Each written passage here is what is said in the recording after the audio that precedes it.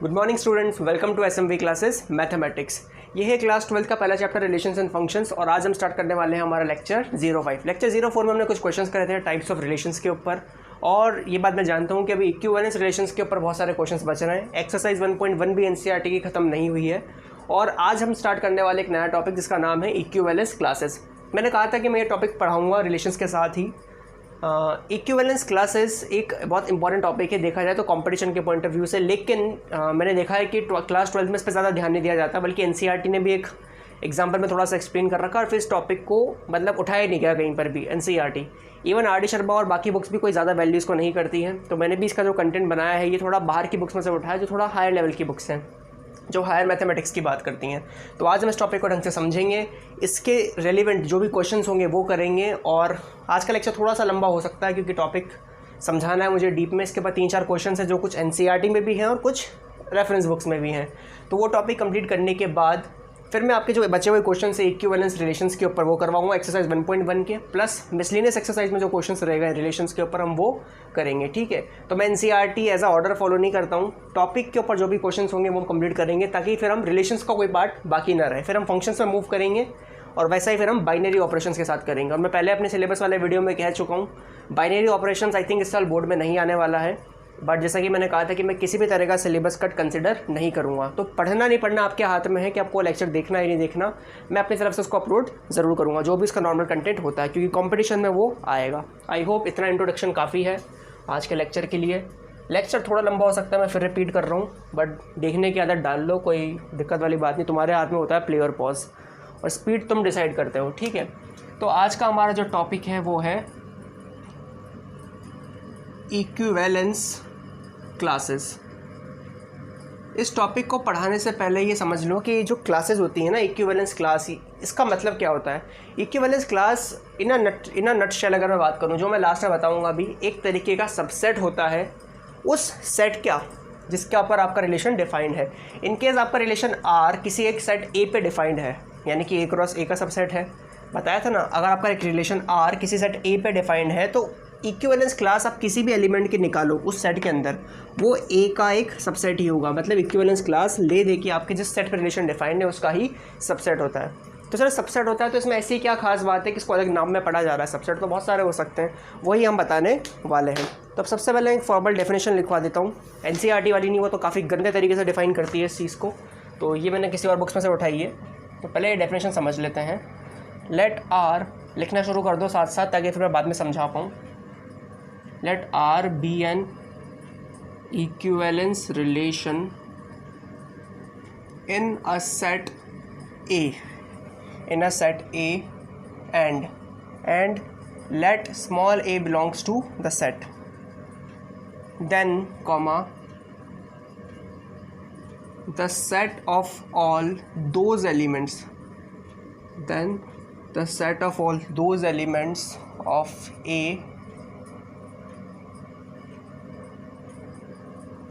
which are related to small a, comma, is called the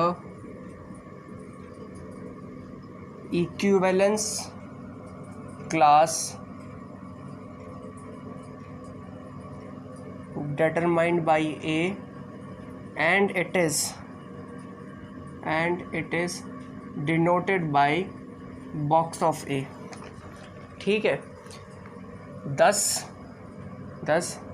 box of A is equals to the set of all B such that firstly B belongs to A and A comma B belongs to R. I hope यहाँ तक तो लिख लिया होगा आपने, मैं ये उम्मीद नहीं करूँगा समझ में आ गया होगा क्योंकि अभी तक मैंने समझाया ही नहीं है। इसको पढ़ते कैसे हैं? This is read as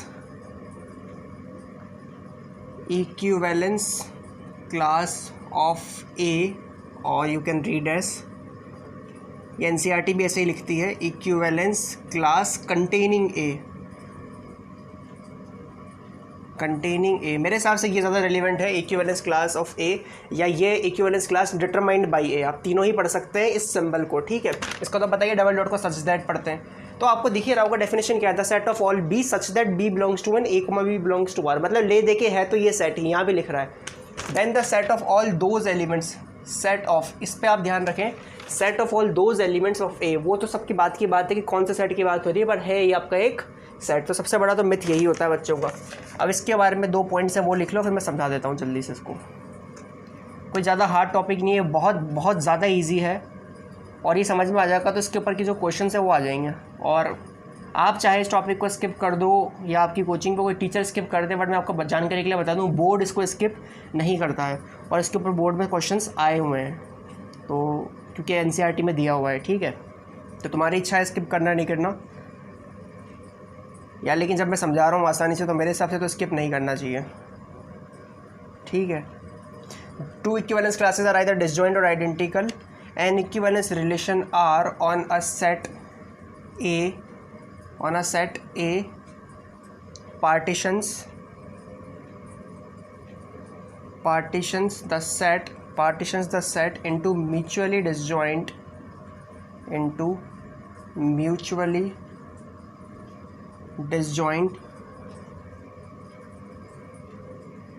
equivalence classes। तो आप समझ लेते हैं जल्दी से, एक सेट ले लेते हैं एग्जांपल के लिए ताकि मैं आपको समझा पाऊँ, ठीक है सर। सबसे पहले डेफिनेशन की बात करते हैं जो मैंने आप लोगों को लिखवाई है।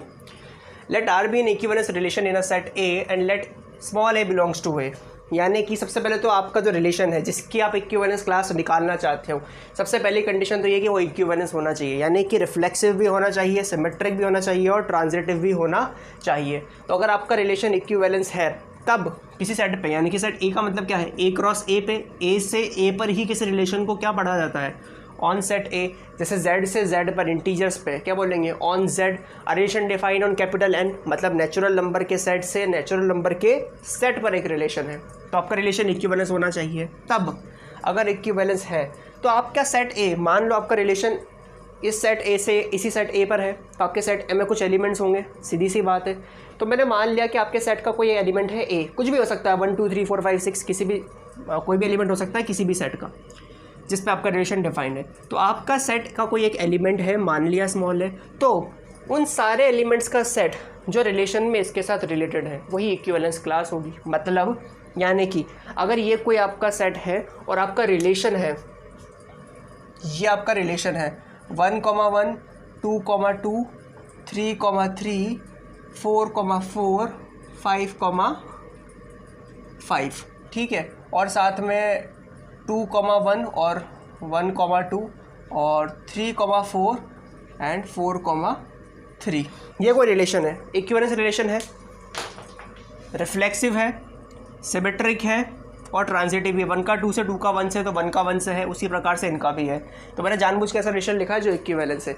तो अब आप देखो कि अगर मुझे 1 की इक्विवेलेंस क्लास निकालनी है इस डेफिनेशन के हिसाब से, तो 1 की इक्विवेलेंस क्लास क्या होगी, उन एलिमेंट्स का सेट होगा जो 1 से रिलेटेड है। एक तो 1 खुद से रिलेटेड है, क्योंकि इक्विवेलेंस है तो ऑब्वियसली 1 तो 1 से रिलेटेड होगा ही सरी।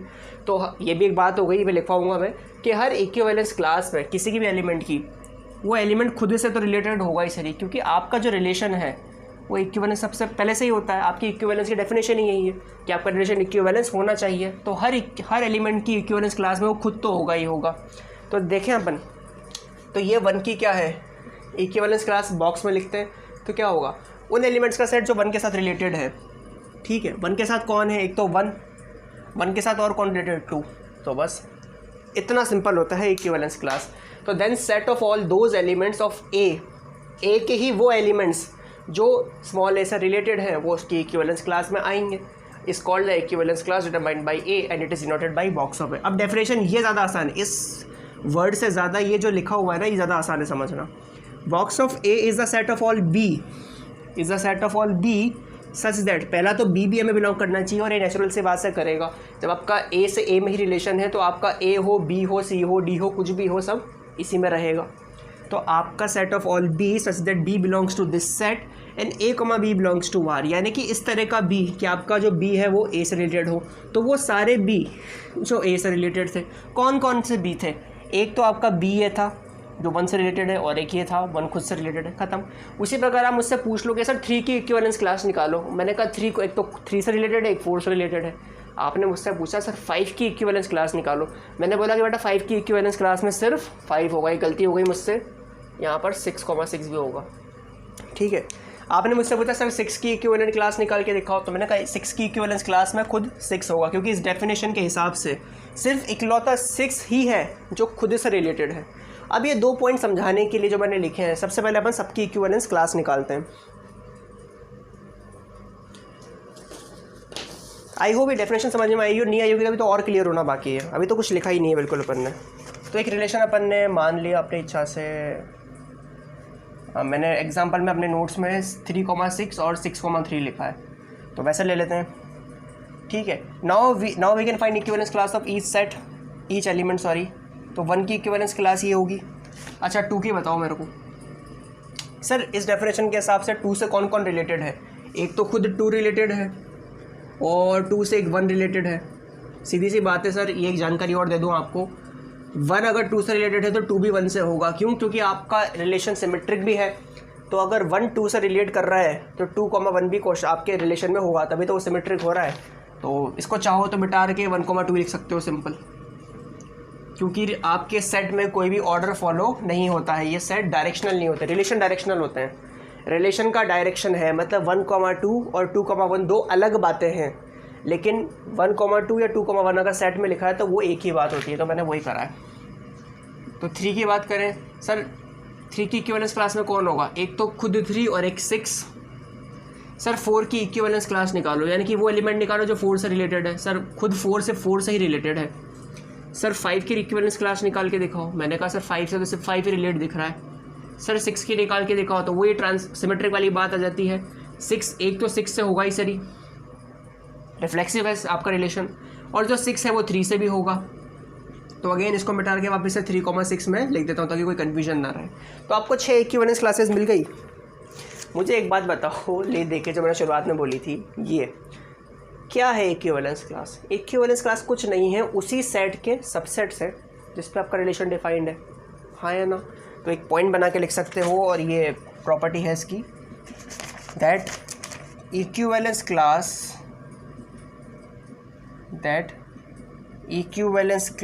is nothing but a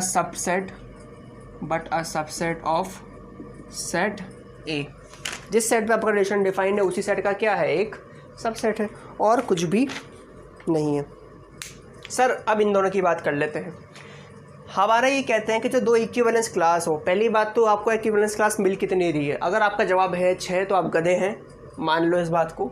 उसका कारण है, जब मैं यहाँ पर लिख चुका हूँ तो ये सेट कोई मायने नहीं रखते, अलग अलग सेट। तो आपको एक तरीके से सिर्फ 4 ही इक्विवेलेंस क्लासेस मिलती हैं, ये और मिल गया। ये गधे वाली बात को सीरियसली मत लेना, ये मेरा डायलॉग है ना, बोलता रहता हूँ मैं, कभी कभी तो मैं खुद भी साबित हो जाता हूँ, क्या ही करूँ। तो 1 2 3 और 4, तो ये 4 क्या है, पार्टीशन मिल रहे हैं आपको अलग अलग। तो आपको कितनी क्लासेस मिली, 4 इक्विवेलेंस क्लासेस मिलेंगी, आर आइदर डिसजॉइंट और आइडेंटिकल। तो ये कह रहा है कि या तो चारों जितनी भी वो इक्विवेलेंस क्लासेस है, या तो वो सारी आइडेंटिकल हों या फिर वो डिसजॉइंट होंगी। तो आप ढंग से देखिए, सारी डिसजॉइंट है, 1 और 2 3 और 4 5 डिसजॉइंट सेट होते हैं। क्या मैं तो रिवाइज करा दूँ, क्लास 1 में डिसजॉइंट सेट उनको कहते थे कि जिनके बीच का इंटरसेक्शन 5 हो, जिनमें कुछ भी कॉमन ना हो, वो डिसजॉइंट थे। देख लो डिसजॉइंट है चारों, और अगर आपको कुछ मिल भी रही है तो वो सीधा आइडेंटिकल मिल रही है। मतलब ऐसा नहीं है कि 1,2 है और या 2,3 मिल जाए कुछ, मतलब इनका इंटरसेक्शन कुछ आ भी रहा हो और ये दोनों आपस में इक्वल भी नहीं, या तो इंटरसेक्शन कुछ होगा ही नहीं, या तो इंटरसेक्शन 5 होगा, या फिर पूरे के पूरे सेट ही ओवरलैप कर जाएंगे। तो या तो ये आइडेंटिकल ही होंगे या फिर ये डिसजॉइंट ही होंगे। दिख रहे हैं आपको, पहला पॉइंट। दूसरा, an equivalence relation R on set A partitions the set into mutually disjoint equivalence classes. यानी कि अगर आप कोई इक्विवेलेंस रिलेशन लिखते हो तो अगर आप उसके एलिमेंट्स का इक्विवेलेंट क्लास निकालोगे तो वो क्लासेस एक पूरे के पूरे सेट को जिस पे आपका रिलेशन है उसको पार्टीशन कर देती है, उसके टुकड़े कर देती है। और वो पार्टीशन भी ऐसे करती है कि वो डिसजॉइंट हो जाते हैं। मतलब समझेंगे, बड़ी क्लासेस में इसी चीज़ को पार्टीशन कहा जाता है। क्योंकि मैंने एक थ्योरी कुछ ऊंची बुक्स में से उठाई थी जो ग्रेजुएशन में चलती है, तो ये वर्ड लिखा मिलेगा पार्टीशन। बट आपको बता दूं कि अगर आप रेफरेंस बुक चेक करोगे आपकी क्लासेस की भी, तो वहाँ पर भी ये वर्ड यूज़ होता है और बोर्ड भी सवाल दे चुकी है इसके ऊपर, ठीक है। तो इन इक्विवेलेंस क्लासेस को पार्टीशंस भी कहते हैं। भाई आपको अगर मैं क्वेश्चन में कहूँ कि ये एक रिलेशन है, इसको इक्विवेलेंस प्रूव करो, यही क्वेश्चंस आते हैं। इक्विवेलेंस प्रूव कर दिया, फिर पूछेंगे कि इस रिलेशन को जिस भी सेट पे आपने डिफाइन किया था उस सेट के पार्टीशन निकालो। पार्टीशन का मतलब क्या है, इक्विवेलेंस क्लासेस पूछ रहा है, तो आपको क्या निकालने हैं, ये निकालने हैं, ऐसे टुकड़े निकालने हैं उस सेट को, इतना लॉजिकली टुकड़े करने हैं कि वो टुकड़ों में कुछ भी कॉमन ना हो, चारों आपस में अलग अलग हो और वापस जोड़ने पर वो सेट बन भी जाए। तो आपको क्या मिले हैं, ये 4 पार्टीशंस। तो पार्टीशंस का मतलब आई होप समझ में आ गया होगा कि जो आप ये सबसेट बनाते हो यही पार्टीशंस कहलाते हैं। तो इसमें लिखेंगे that we got 4 partitions, that we got 4 subsets of A और 4 पार्टीशंस। मैं जितने भी वर्ड्स यूज़ हो सकते हैं ना उनको और करके लिख देता हूँ ताकि तुम्हें कन्फ्यूजन ना हो कि एक की जगह कोई दूसरा आ जाए तो क्वेश्चन में। और 4 partitions of set A, that is इनको रिप्रेजेंट कर सकते हैं P1, P2, P3 and P4। तो हमें 4 पार्टीशन मिले, किसी और सेट में और पार्टीशन मिल सकते हैं। मैक्सिमम कितने मिल सकते हैं वो भी बात करेंगे उस बारे में भी, ठीक है। 4 पार्टीशंस मिले, 4 पार्टीशंस विच आर क्या है, पहला तो मिला 1,2, दूसरा जो पार्टीशन मिला वो मिला आपको 3,6, चौथा पार्टीशन मिला 4 और पांचवा पार्टीशन मिला 5। तो आप देखोगे आपने एक ही सेट के 4 पार्टीशन कर दिए और चारों पार्टीशन से मिला के वापस ये सेट बनेगा और चारों पार्टीशन म्यूचुअली डिसजॉइंट भी है, मतलब कुछ भी कॉमन नहीं है। So we can write that clearly P1 union P2 union P3 union P4, और अगर n तक हो तो dot dot dot union Pn is equals to set A and P1 intersection P2 और P3 इंटरसेक्शन P4 और P1 intersection P4 dot dot dot is equals to 5। मतलब किन्हीं भी दो म्यूचुअल इक्विवेलेंस क्लासेस का जो इंटरसेक्शन है वो कभी भी कुछ नहीं आएगा, वो हमेशा 5 ही आएगा, तभी तो म्यूचुअली डिसजॉइंट है। आई होप यहाँ तक समझ में आया होगा, ठीक है। तो इक्विवेलेंस क्लासेस का आई थिंक कन्फ्यूजन दूर हुआ होगा आप लोगों का, आपको समझ में आ गया होगा कि अगर आपको कोई रिलेशन दिया है, अब यार देखो ये कोई अकेला इक्विवेलेंस रिलेशन नहीं है।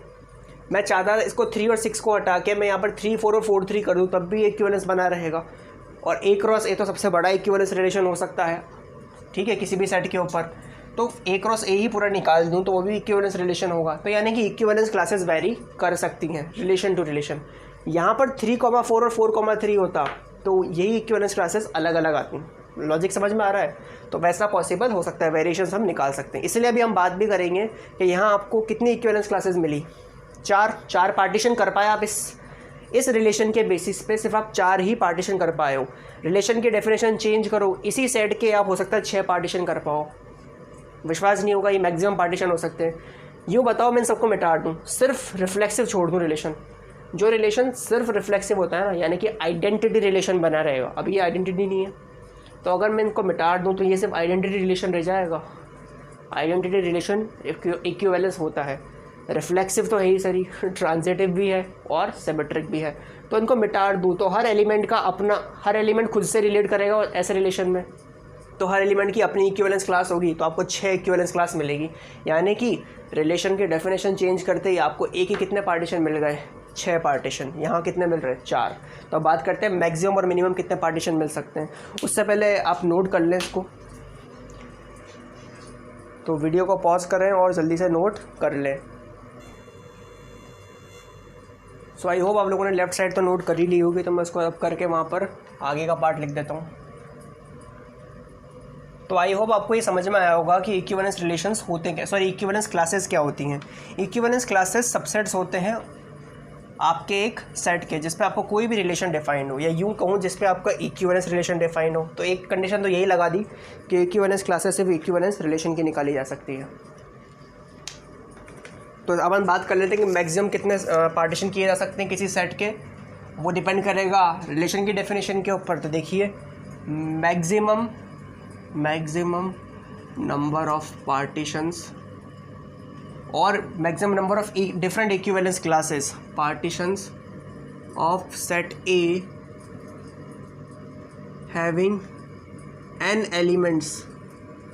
इस सेट में कितने एलिमेंट थे, 6। तो मैंने क्या बोला था कि मैक्सिमम कितनी क्लासेस निकाल सकता हूँ, 6। तो जिसके n एलिमेंट होंगे उसकी n क्लासेस निकाल सकते हैं। Having n elements will be n। Sir example भी देख लो, मान लो थोड़ी देर के लिए a है 1, 2 और 3, और रिलेशन है सिंपल आइडेंटिटी रिलेशन 1,1 2,2 एंड 3,3।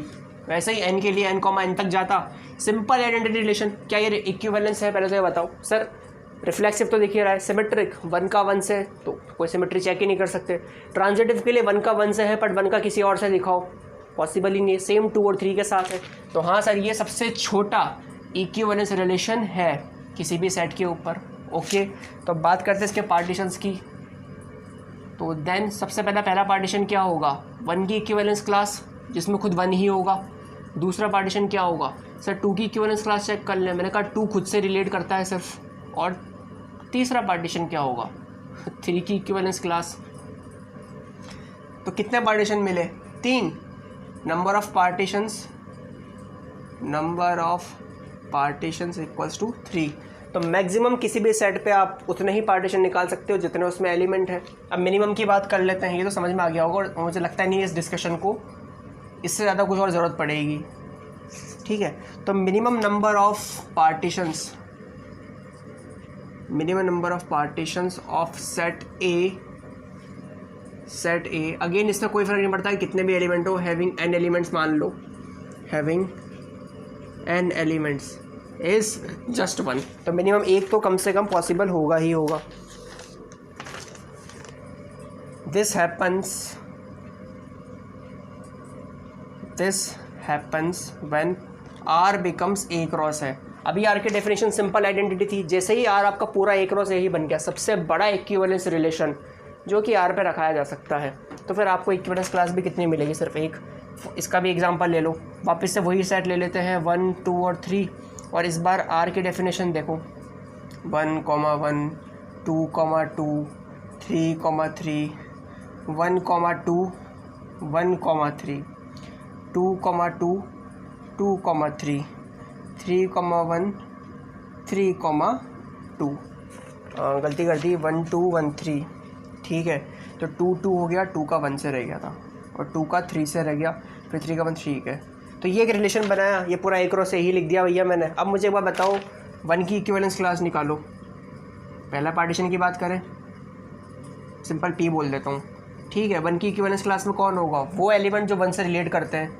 एक तो 1 से खुद रिलेट कर रहा है, एक 1 2 से रिलेट कर रहा है, और एक 1 3 से रिलेट कर रहा है। सर 2 की इक्विवेलेंस क्लास निकालो। सर 2 से एक तो खुद रिलेट करता है, एक 2 1 से रिलेट करता है। ये नहीं आएगा, ये है 2 1 से रिलेट कर रहा है। मैंने डेफिनेशन लिखवाई थी क्लियरली कि sir set of all b such that A, B belongs to R, तब वो A की इक्विवेलेंस क्लास कहलाएगी। ठीक है तो 2 की इक्विवेलेंस क्लास इस पर कंसिडर करेगी, इससे कोई फ़र्क नहीं पड़ता हमें।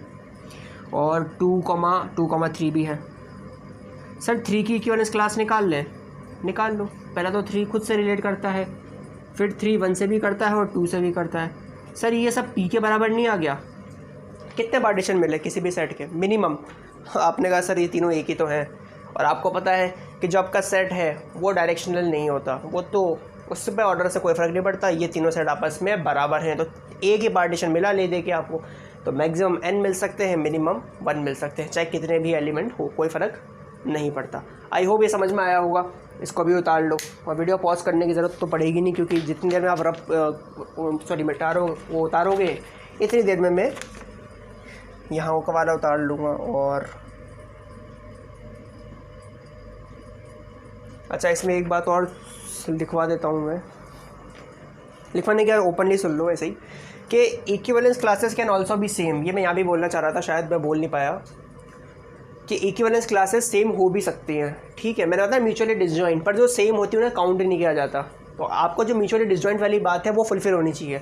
मान लो 10 एलिमेंट, तो ज़रूरी नहीं है कि 10 के 10 अलग ही होंगी, आपकी डेफिनेशन के हिसाब से वो सेम भी हो सकती हैं। और डेफिनेशन के हिसाब से ऐसा भी हो सकता है कि कोई शक्ल ही ना देखे एक दूसरे की, सब अपनी अपनी अलग बना ले। फिर आपके रिलेशन की डेफिनेशन ऐसी भी हो सकती है कि सब एक ही थाली में बैठ के खा रहे हैं, सब एक जैसे ही होगा। समझ में आया बेटा आपको, क्लियर हो गया। एक चीज़ और नोटिस कर लो कि जब आपको मिनिमम नंबर ऑफ़ पार्टीशंस मिलेंगे तो वो पार्टीशन खुद आपका सेट ही होगा। किसी भी चीज़ का सबसे बड़ा टुकड़ा क्या हो सकता है, वो खुद। मैं अगर आपसे बोलूँ कि ये टेप है, इस टेप के टुकड़े करो, इस टेप के छोटे छोटे, सही ये भी एक टुकड़ा हुआ, ऐसे कई टुकड़े कर सकते हो। पर ले देख अगर मैं बोलूँ इस टेप का सबसे बड़ा टुकड़ा, तो सर ये खुद टेप ही होगी। पॉइंट समझ रहे हो ना। अब आप बोलोगे ये 2 टुकड़े करे आपने टेप के, एक छोटा वाला ये मेरी उंगली पे और एक बड़ा वाला, ये भी एक टुकड़ा है। पर अगर मैं नहीं करता तो सबसे बड़ा टुकड़ा क्या होगा टेप का, वो खुद, तो सबसे बड़ा पार्टीशन किसी साइड का वो खुद सेट होता है ना। ये एमसीक्यू में पूछा जा सकता है, जेईई मेंस में। बोर्ड पे तो मेरे को लगता नहीं इतने अच्छे सवाल आते हैं, ठीक है, बोर्ड के हिसाब से कोई प्रिपेयर करता भी नहीं इस टॉपिक को, पर क्वेश्चन आया हुआ है बोर्ड का इसके ऊपर, तो छोड़ना मत। और मैं भी इसीलिए पढ़ा रहा हूँ क्योंकि मेरा टारगेट सिर्फ बोर्ड नहीं है, जेईई मेंस भी है।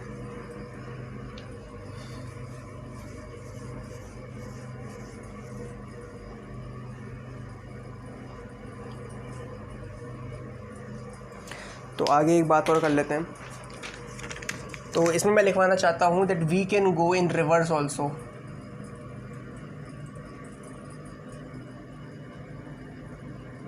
ये भी आपकी एनसीईआरटी लिख के देती है, बट बहुत अजीब तरीके से। अभी एनसीईआरटी की डेफिनेशन बताऊंगा तुम्हें अंत में, बिल्कुल फॉर्मली वो क्या लिख के, और तुम समझ पाते कि उससे इक्विवेलेंस क्लासेस। ये थ्योरी भी मुझे तुम्हारी लेवल की बुक्स में नहीं मिली। तो we can go in reverse also. Reverse का मतलब क्या है भाई? अभी हमने करा क्या, एक सेट आपको दे दिया, एक रिलेशन दे दिया, उसके बेसिस पे हमने पार्टीशन बनाया। सर अगर मैं आपको पार्टीशन दे दूं तो क्या उसके बेसिस पे आप बता सकते हो कि वो किस रिलेशन के थे? दोबारा, जैसे ही मैंने आपको कोई रिलेशन दिया और कोई सेट दिया तो आप उसके पार्टीशन निकाल पाए उस रिलेशन की डेफिनेशन के बेसिस पे, ऑब्वियसली। तो अगर मैं आपको पार्टीशन दे दूं तो क्या आप रिलेशन डिफाइन कर सकते हो उस पार्टीशन के बेसिस पे? बिल्कुल कर सकते हो, और बहुत आसान भी होता है करना। तो चलो वो सीखते हैं। रिवर्स ऑल्सो, इसका मतलब क्या है? That is if we are given partitions, that is if we are given partitions of a set, comma, then we can find the relation whose partitions are given और we have, है ना। अच्छा, writing के बारे में कोई complaint नहीं करेगा क्योंकि जो मैं लिखता हूँ साथ साथ बोल के भी चलता हूँ। आई होप समझ में आ रहा होगा, है ना। वैसे मैंने समझाया, डाउट तो आने से रहे, बट स्टिल। तो भाई इसका एग्जांपल भी देख लेते हैं कि भाई दे दो, कोई सेट दे दो और कोई पार्टीशन दे दो, उसके हम भी बना के दिखाते रिलेशन। तो मैंने तुमसे कहा कि भैया एग्जाम्पल के तौर पर लेट ले लो। लेट मतलब ये तो टू लेट होता है ना, किराए पे देना किसी चीज़ को। और हम आपको भी लेट करवाते हैं, बार मैथमेटिक्स में बहुत ज़्यादा करवाते हैं। अज्यूम करने के लिए लिखा जाता है ये वर्ड कि मान लो, ठीक है ना। तो late there be 3 partitions, P1 P2 P3। अब समझ में आ गया वो किस सेट के पार्टीशन है। तो सर क्या सेट देना ज़रूरी है? नहीं सर, हम इतने बड़े गधे नहीं हैं, हमें पता है कि पार्टीशन मिल के पूरा सेट बनाते हैं। तो इनका यूनियन ही वो सेट रहा होगा जिसके ये रिलेशन के पार्टीशन है, यानी कि 1, 2, 3, 4, 5 वो ही वो सेट ए रहा होगा जिसके ये पार्टीशन। समझ में आ गई? ये तो डेफिनेशन थी। वापस दूसरा पॉइंट क्या था कि म्यूचुअली डिसजॉइंट होंगे, तो देख लो बेटा डिसजॉइंट है। समझ में आया? अब तुम ये सवाल वापस से पूछ सकते हो सर एलिमेंट 5 है, इक्विवेलेंस क्लासेस 3 मिल रही है, तो उसका जवाब भी दे चुका हूँ कि 1 से लेके 5 तक कुछ भी मिल सकती हैं। रिलेशन की डेफिनेशन ऐसी रही होगी। तो ये इससे समझ में आ गया आपका ना रिलेशन ना तो वो आइडेंटिटी है, ना पूरा का पूरा A क्रॉस A है। तो आपको इससे भी कुछ आइडिया लग जाता है। बट फाइनल तो मैं बता ही देता हूँ आपको, फिर यहाँ और यहाँ भी निकाल के दिखा दूँगा। तो भाई देखो, अब आप पूछोगे कि सर इससे रिलेशन कैसे निकालें। तो एक बहुत गंदा सा तर्क दिया था एक स्टूडेंट ने मेरी ऑफलाइन क्लास में। ऐसे ही तर्क तो क्या यार, उसने पढ़ा तो हुआ नहीं था, तो उसने अंदाज़ा लगाया सर इनको क्रॉस प्रोडक्ट कर देंगे, है ना, इसका इससे और आपस में। मैंने कहा नहीं बेटा, क्योंकि उससे क्या होगा, जैसे तुम क्रॉस प्रोडक्ट से रिलेशन बना रहे हो तो 1,3 इसका मतलब तुम्हारे रिलेशन में था। और मुझे एक बात बताओ, अगर 1,3 भाई इसने यूँ बोला था मेरे से कि सर ऐसे, तो यानी कि 1,3 और 2,3, फिर इसी तरीके से इन दोनों का कर दो, इनका भी कर दो, फिर जितने भी एलिमेंट आएंगे उनको एक साथ इकट्ठा कर लो, वही आपका रिलेशन होगा। मैंने कहा नहीं, मैंने कहा अंदाज़ा लगाने की कोशिश काफ़ी अच्छी करी, करना क्रॉस प्रोडक्ट है, पर जिनका करना था उनका नहीं करा। इसमें प्रॉब्लम क्या थी? फैक्चुअल प्रॉब्लम सबसे बड़ी ये है कि अगर आपका रिलेशन में 1,3 था तो बेटा वो इसकी 1 की इक्विवेलेंस क्लास में क्यों नहीं आया? यानी कि आपका 1 3 से रिलेटेड है, आना चाहिए था। दूसरी बात, अगर आपके इक्विवेलेंस क्लास में 2,3 है तो 2 की इक्विवेलेंस क्लास यही रही होगी, 2 तो उसमें था ही सरी। तो जब 2 भी 3 के साथ रिलेट कर रहा था तो वो क्यों नहीं आया साथ में? पॉइंट समझ में आ रहा है? इसी से आ गया होगा कि जब 1 आपके 1,3 आपके रिलेशन में था, ये पेयर था, तो यानी कि 1 3 से रिलेट कर रहा था, तो 1 की इक्विवेलेंस क्लास में उसको आना चाहिए था ना, तो वो क्यों नहीं आया? तो यहीं आपकी ये बात फेल हो जाती है। आप समझ लेते हैं भाई, मैं ये कहना चाहता हूँ सिंपल तरीका है। रिलेशन क्या रहा होगा? P1 को P1 से क्रॉस प्रोडक्ट कर दो, P2 को P2 से क्रॉस प्रोडक्ट कर दो और P3 को P3 से ही क्रॉस प्रोडक्ट कर दो, इनका यूनियन ले लो, ख़त्म।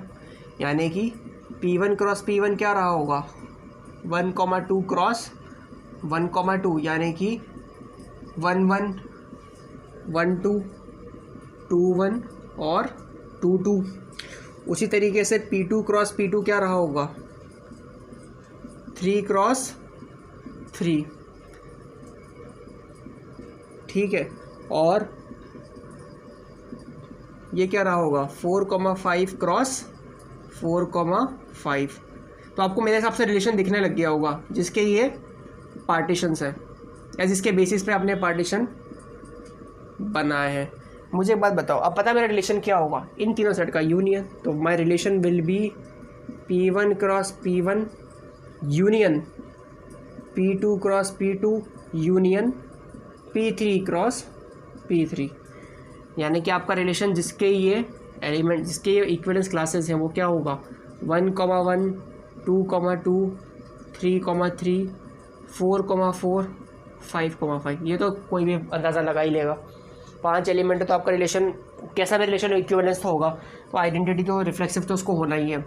अब 1,2 है, 2,1 है, फिर 4,5 है और 5,4 है, और मेरे हिसाब से कुछ भी नहीं है। तो देख लो भाई, मिला के भी देख लो, वापस से चेक भी करवा देता हूँ। पार्टीशन करने थे भैया आपको, तो 1 की इक्विवेलेंस क्लास में कौन आएगा, 1 और 2 की इक्विवेलेंस क्लास में कौन आएगा, 2 और 1, तो उन दोनों के बदले में एक ही पार्टीशन लिखा है हमने। 3 की इक्विवेलेंस क्लास में कौन आएगा, सिर्फ 3। 4 की इक्विवेलेंस क्लास में कौन आएगा, 4 और 5, ठीक है। 5 की इक्विवेलेंस क्लास में वापस से एक तो 5 और 4, तो उन दोनों के बदले एक ही क्लास लिखी है। समझ में क्या पार्टीशन है, सेम ही चीज़ है। मैंने क्या बताया रिवर्स के लिए कि भाई पार्टीशन का खुद से ही क्रॉस प्रोडक्ट कर लो, और अगर अलग अलग पार्टीशन है तो यूनियन ले लो। यहाँ तो एक ही पार्टीशन है, करो भाई P का P से ही क्रॉस प्रोडक्ट। तुम क्या कर रहे हो, खुद A क्रॉस A लिख रहे हो और देख लो, हाँ सर रिलेशन वही था। यहाँ भी चेक कर लो भाई, P1 का P1 से क्रॉस प्रोडक्ट यानी कि 1,1, P2 से P2 का यानी कि 2,2 और 3,3, उन तीनों का यूनियन वही रिलेशन था, उसी के लिखे हुए हैं। तो आई होप समझ में आया होगा कि अगर आपको रिलेशन दिया हुआ तो उसकी डेफिनेशन के बेसिस पे इक्विवेलेंस क्लास कहो या पार्टीशन कहो या सबसेट कहो, कैसे बनाते हैं। और रिवर्स यानी कि अगर पार्टीशन, इक्विवेलेंस क्लासेस या सबसेट्स दिए हुए हैं तो उनसे आप रिलेशन कैसे लिखोगे। आई होप समझ में आया होगा। अब मैं आपको बहुत खतरनाक चीज़ लिखवाने वाला हूँ, अंत है बिल्कुल थ्योरी का, फिर क्वेश्चंस करेंगे। अब मैं आपको वो लिखवाने वाला हूँ जो आपकी NCERT लिख के देती है, और फिर मैं आपसे पूछूंगा या आप खुद ही सोचना कि क्या आप समझ पाते हैं उस चीज़ को। आपकी NCERT का जो एग्जाम्पल 5 है ना, वो एग्जाम्पल 5 ख़त्म होने के बाद वहाँ इंट्रोड्यूस किया गया इक्विवेलेंस क्लासेस को। मेरे हिसाब से जितना गंदा लिख सकते हो उतना ही गंदा लिखा हुआ है। इससे ज़्यादा आसान तो अच्छी ऊँची किताबों में है, कॉलेज की बुक्स में। तो भाई आप लोगों को इंट्रोड्यूस करते हैं फॉर्मल डेफिनेशन। ये टॉपिक नहीं है, फॉर्मल डेफिनेशन इन NCERT। तो ये तुम कुछ भी टॉपिक दे रहे ना, मैं तो अपना काम ख़त्म करता हूँ ये चीज़ लिखवा के, ताकि ये बात ना हो कि सबने लिख लेना। अब तो तुम्हें अब समझ में आ जाएगी तुम्हें डेफिनेशन, पर देखना ज़रूर कि कैसे लिखी है। तो NCERT लिखती है given an arbitrary equivalence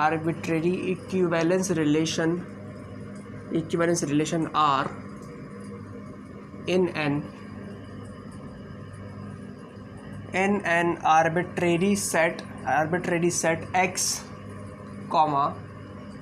R divides X into mutually disjoint subsets AI मतलब बहुत सारे सबसेट्स में डिवाइड करती है। जैसे अपने पार्टीशन में करें ना, तो ऐसे बहुत सारे पार्टीशन, इनको से P1 P2 P3 है, वैसे AI नाम दे दिया। अब I की वैल्यू रखते रहो तो A1 A2 A3 वो कहना चाह रहा है। AI कॉल्ड पार्टीशंस और सब डिविजन्स, ये एक और नया नाम है, पता नहीं कितने नाम होंगे। सब डिविजन्स ऑफ X सेटिस्फाइंग, ये तो डेफिनेशन है। सेटिस्फाइंग पहली condition, all elements of AI are related to each other for all i. मैंने बताया था ना आई की वैल्यू रख सकते हो आप, तो यानी कि जितने भी पार्टीशन है वो, तो किसी भी हर पार्टीशन का कोई भी एलिमेंट दूसरे के साथ रिलेट करेगा या नहीं करेगा, इस बारे में बात करी गई है। ठीक है, इसमें तो यही कहा गया है भाई, पहले पॉइंट में था कि हर पार्टीशन का एलिमेंट खुद से तो रिलेट करेगा ही करेगा, दूसरों के लिए भी नहीं करेगा, ये बात भी लिखेंगे अपन। तो साथ साथ लिखते रहें आप, ताकि बाद में वीडियो आपको पॉज ना करना पड़े। ठीक है, no element of A I is related, बोलिए ना, देखो वही बात, no element of A I is related to any element of A J comma I is not equal to J. मतलब किसी भी एक पार्टीशन का एलिमेंट किसी दूसरे पार्टीशन के एलिमेंट के साथ मैच नहीं करेगा, आई नॉट इक्वल टू जे यही बता, क्योंकि अगर आई जे के बराबर हो गया तो मतलब P1 और P1 की बात हो रही, तो सर P1 के साथ एलिमेंट तो खुद से रिलेट करेंगे क्योंकि आपका रिलेशन है क्या, अल्टीमेटली रिफ्लेक्सिव है, तो हर एलिमेंट का खुद से रिलेशन तो होगा ही होगा, मिनिमम ही वही है। ठीक है बेटा, आप समझ में आ रही होगी तुम्हें पूरा पढ़ने के बाद ये डेफिनेशन। और तीसरा पॉइंट सबसे कन्फ्यूजिंग था इसका, that A1 union A2 union A3 dot union AJ is equals to X and AI intersection AJ is equals to phi, comma I is not equals to J. The subsets AI are called equivalence classes. हाँ तो भाई लोग अब तुम्हें समझ में आ गया वो क्या क्या डेफिनेशन है। तो आपकी एनसीईआरटी लिख के देती है कि अगर कोई आर्बिट्ररी इक्विवेलेंस रिलेशन है, आर्बिट्ररी क्यों बोल रहे हैं, क्योंकि बहुत सारे हो सकते हैं, मैंने बताया minimum identity maximum A cross A, तो उनके बीच में कोई भी रिलेशन रहा हो कभी भी और इक्विवेलेंस है किसी भी सेट पे, तो वो रिलेशन सुन लेना, आर्बिट्ररी मतलब R, यानी कि अगर आर्बिट्ररी में कोई नया R हो तो वो नए तरीके से डिफाइन करेगा। बता चुका हूँ ये रिलेशन 3 पार्टीशन देता है जिसमें 5 एलिमेंट है, तो ऐसा कोई रिलेशन भी होगा जो 5 पार्टीशन देता होगा, ऐसा कोई रिलेशन जो 1 देता होगा। तो वैसे कोई आर्बिट्ररी इक्विवेलेंस रिलेशन है R किसी सेट पे, तो वो R है उस सेट को ऐसे डिवाइड करेगा into mutually disjoint subsets AI which are called partitions और सब डिविजन्स। तो वो X को डिवाइड करेगा म्यूचुअली डिसजॉइंट सबसेट्स में। तो म्यूचुअली डिसजॉइंट सबसेट जिनको हम P से रिप्रेजेंट कर रहे हैं, ये A से कर रहे हैं, P1 P2 P3 इसने सिंपली AI लिख दिया, जहाँ पर I की वैल्यू 1 से लेके जितने भी पार्टीशन से वहाँ तक जा सकती है। ठीक है, ये लिखने का तुम्हें ज़्यादा अच्छा तरीका सब समझ में आएगा, तुम अपन मैट्रिसेस और डिटर्मिनेंट्स पढ़ेंगे, वहाँ बहुत यूज़ होता ही है ना। सबसेट्स AI कॉल्ड पार्टीशंस, तो आपका रिलेशन आपके सेट को डिवाइड करेगा बहुत सारे छोटे छोटे पार्टीशंस में, जिनको सबसेट भी कहते हैं, सब डिविजन भी कहते हैं, और इस तरीके से करेगा कि वो जो पार्टीशंस है ना, वो ये 3 रूल्स फॉलो करेंगे। पहला क्या रूल होगा कि हर पार्टीशन के एलिमेंट खुद से रिलेट करेंगे। All the elements of a particular partition AI are related to each other for all i, मतलब A1 के साथ करेगा, A2 के साथ, वैसे ही AN के साथ। देख लो P1 के साथ कर रहा है, तभी तो P क्रॉस P आपका रिलेशन में है। दूसरा कि कोई भी element, no element of AI is related to any element of AJ for I not equals to J, यानी कि अगर A1 है तो यहाँ A1 के अलावा कुछ भी A2 हो A3 हो, यानी कि अगर कभी P1 है तो P1 P2 या P3 किसी भी एलिमेंट के साथ रिलेट नहीं करेगा। समझ में आ गया बेटा। और लास्ट है ये, पता है आपकी एनसीईआरटी में, बताइए मेरी एनसीईआरटी में तो यहाँ से लिखा हुआ है, ये तो था ही नहीं, सिर्फ यूनियन AJ लिखा हुआ है, मुझे नहीं पता क्या मतलब था, ये मैंने आगे का खुद बना दिया कि सारे के सारे A1 से लेके AJ तक जितने भी आपके पार्टीशंस हैं, सबका यूनियन वापस से आपको सेट देगा, क्योंकि उसी सेट के टुकड़े हैं। एक रोटी के अगर 11 भी टुकड़े करोगे, 11 टुकड़े मिला के फिर से वो रोटी बनेगी नहीं बनेगी, पॉइंट है। वैसे अगर तुमने कहा नहीं 11 नहीं, मैं इस बार 3 ही टुकड़े करूँगा, वापस 3 टुकड़े में रोटी बनेगी, तो तुम्हारी इच्छा है तुम कितने भी टुकड़े करो। और कोई भी 2 पार्टीशंस के एलिमेंट सेम नहीं होंगे, किसी भी पार्टीशन के एलिमेंट सेम नहीं है तो उनका जो इंटरसेक्शन है वो भी फाई आएगा। ठीक है, the subsets AI are called equivalence classes. इन्हीं AIs को हमने क्या बोला है, इक्विवेलेंस क्लासेस या पार्टीशंस या फिर सब डिविजन। तो आई होप समझ में आ गया। मेरे हिसाब से 30-40 मिनट का लेक्चर अभी तक हो चुका है और अभी तक मैंने से पूरी थ्योरी समझाई है। तो आज के लिए जो थ्योरी वाला पार्ट था वो तो इतना ही था, लेक्चर तो अभी बाकी है क्योंकि क्वेश्चंस करने हैं। तो बस यही समझाना था, जल्दी से उतार लो, कुछ भी नहीं उतारा हो तो वीडियो को पोस्ट करो और क्वेश्चन की तरफ चलते हैं। सो आई होप नोट कर लिया होगा। पढ़ते हैं क्वेश्चन आगे, क्वेश्चन की तरफ। सो आई होप आप लोगों ने नोट कर लिया होगा और अब हम स्टार्ट करते हैं क्वेश्चन। तो हमारा क्वेश्चन काउंट 12 तक पहुंच गया था पिछले लेक्चर में। अब कंटिन्यू करते हैं क्वेश्चन नंबर 13 से। आपकी स्क्रीन के ऊपर ये रहा। तो question says on the set z of all integers consider the relation r, the set of all a comma b such that a minus b is divisible by 3. Show that r is an equivalence relation on z. Also find the partitioning of z into mutually disjoint equivalence classes. तो वापस से board पे आ जाइए। तो हमें ये एक relation दिया है इंटीजर्स के ऊपर। हमसे पहले तो ये कहा गया है कि इसको बताओ कि इक्विवेलेंस है, क्योंकि जब तक आप इसको इक्विवेलेंस प्रूव नहीं करोगे आप इसकी इक्विवेलेंस क्लासेस यानी कि पार्टीशनिंग आप इस सेट की नहीं कर पाओगे। आप यहाँ पे देखो, अभी तक जो तो एग्जांपल लिया ना मैंने, जिसमें सेट ए लिया था, वहाँ पार्टीशनिंग हमने ऐसे सेट्स की करी थी जो फाइनाइट थे। ये एक इनफाइनाइट सेट है, तो इसकी पार्टीशनिंग आप सोचो कि कैसे करेंगे, बड़ा आसान है, फिर लास्ट में बताएंगे, ठीक है। तो अब स्टार्ट करते हैं इसकी रिफ्लेक्सिविटी से, क्योंकि इसको इक्विवेलेंस प्रूव करना है। तो सर रिफ्लेक्सिविटी चेक करें सबसे पहले। a minus B is divisible by 3। Let a belongs to z, कोई भी आर्बिट्री इंटीजर लिया, then a minus a equals to 0 comma which is divisible by 3, hence a comma a belongs to r, यानी कि a से related है। इस relation के under a comma a belongs to r, which implies that r is reflexive. ठीक है, symmetry की बात करें बेटा, so sir let a comma b belongs to r for some a comma b belongs to z। अब देखो कितना फ़र्क पड़ जाता है ना ब्रैकेट से। एक ब्रैकेट को भी जब मैं आर में लिख रहा हूँ बिलोंग्स टू, तो ये एक रिलेशन में है कि एलिमेंट की तरह बिहेव करेंगे, और ए कॉमा बी जब मैंने ब्रैकेट हटा दी तो सिंपल ये एलिमेंट्स की तरह बिहेव कर रहे हैं एक सेट के। ये एक सेट है, ये भी एक सेट है ऑब्वियसली रिलेशन, पर उसका एलिमेंट एक ऑर्डर्ड पेयर है और ये इंडिविजुअल है। तो हमने मान लिया कि कोई ए कॉमा बी आर में बिलोंग करते हैं किन्हीं दो इंटीजर्स के लिए। अगर ए कॉमा बी आर में बिलोंग करते हैं, यानी कि जो a माइनस बी है वो डिविजिबल बाई 3 होगा। a minus B is divisible by 3 implies that b minus a is also divisible by 3। इसके बीच के एक स्टेप खा गया, चलो वो भी लिखवा देता हूँ। अगर a माइनस बी डिविजिबल है तो minus of a minus b भी डिविजिबल होगा, implies that minus of a minus b is also divisible by 3,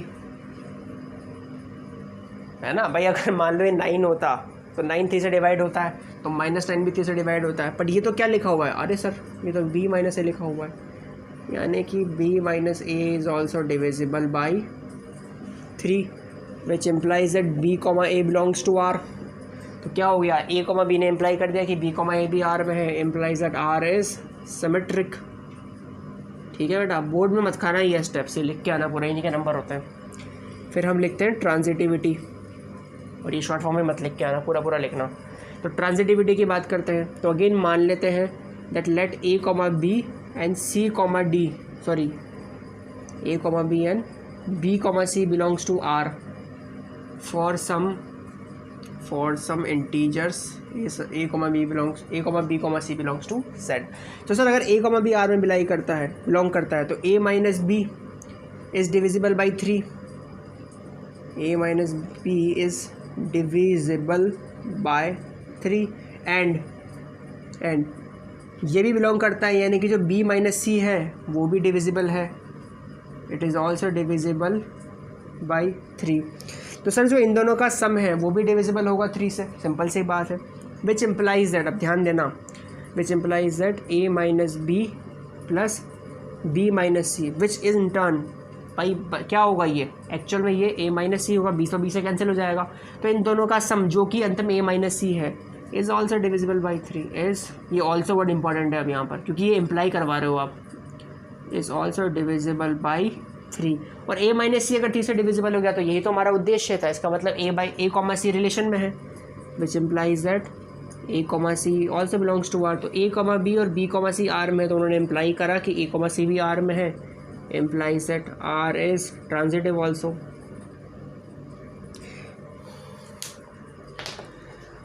Since R is reflexive, symmetric and transitive, hence R is an equivalence relation. यहाँ तक clear हुआ I hope मेरे हिसाब से। अब question के अगले पार्ट पे चलते हैं। ये तो एक पार्ट था।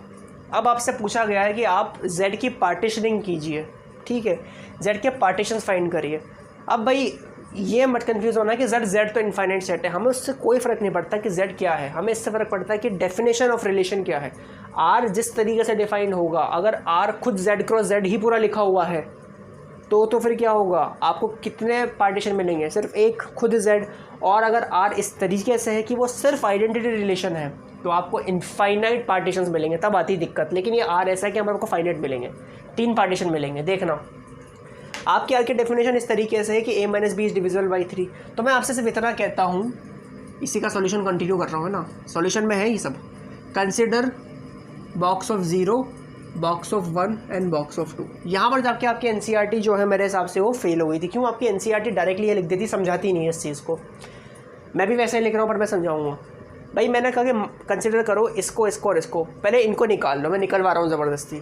फिर मैं आपको लास्ट में प्रूव कर दूंगा कि यही वो रिक्वायर्ड 3 इक्विवेलेंस क्लासेस है जो आपसे क्वेश्चन में पूछी है, ठीक है। फिर मैं आपको ये बताऊंगा कि मैंने ये तीनों ही क्यों ली, बाकी की क्यों नहीं ली, और ये आई थिंक एनसीईआरटी को भी समझाना चाहिए था। तो हम कंसिडर करते हैं। तो डेफिनेशन के हिसाब से इक्विवेलेंस क्लास ऑफ 0 क्या होगा, the set of all x belongs to z such that 0, x belongs to r। 0 की इक्विवेलेंस क्लास उन सेट का एलिमेंट होगा जो, पहली बात तो z में आते होंगे, तो हमको सबको पता है, और वो एलिमेंट जो 0 से रिलेट करते हों, ठीक है, कूल। इसका मतलब the set of all x belongs to z such that ये बिलोंग्स टू r, और 0, x r में बिलोंग करे, उसके लिए क्या होना चाहिए, 0 माइनस जो x है वो डिविजिबल होना चाहिए, शुड बी डिविजिबल बाई 3। अब देखते हैं भैया किन का सेट है। तो यानी कि 0 के साथ वो x आएंगे यहाँ पर जो डिविजिबल होते हैं 3 से, जिनका डिफरेंस डिविजिबल होता है। तो सर पहला तो 0 ही खुद ही है, ये तो आप प्रूव ही कर चुके हैं, 0 खुद से रिलेट करेगा ही करेगा। अच्छा सर 1 रख के देखो, 0 माइनस 1 होता है क्या, 3 से डिवाइड होता है, 2 रखो, 3 रखो, 0 माइनस 3 क्या होगा, -3। अभी तक ये गलत लिख रहा हूँ, सब सुनना। आपने कहा सर अगर 0,3 रख रही हो तो 0,-3 भी तो डिवाइड होता है। मैंने कहा मतलब +-3 लिख सकता हूँ। वैसे ही अब क्या होगा, +-6।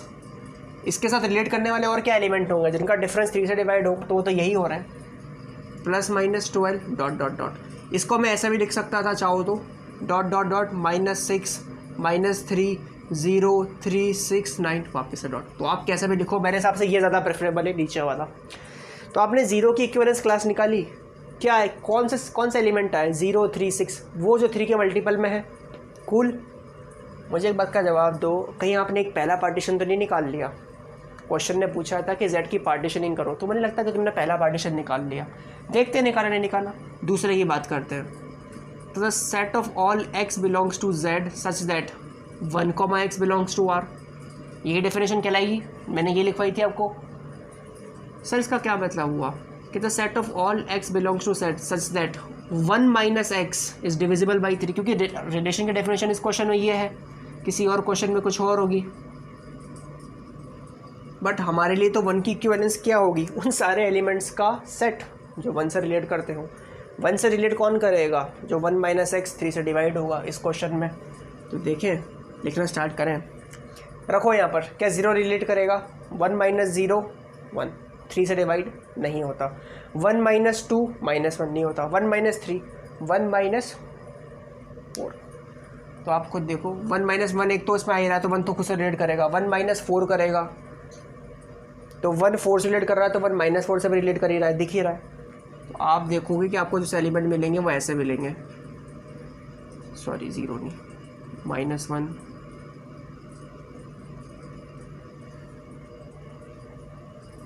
फिर मैंने गलती कर दी, दोबारा। सबसे पहला तो 1 के साथ खुद 1 रिलेट करेगा, 4 करेगा, ठीक है, 7 करेगा, 10 करेगा, उन्हीं के नेगेटिव भी करेंगे।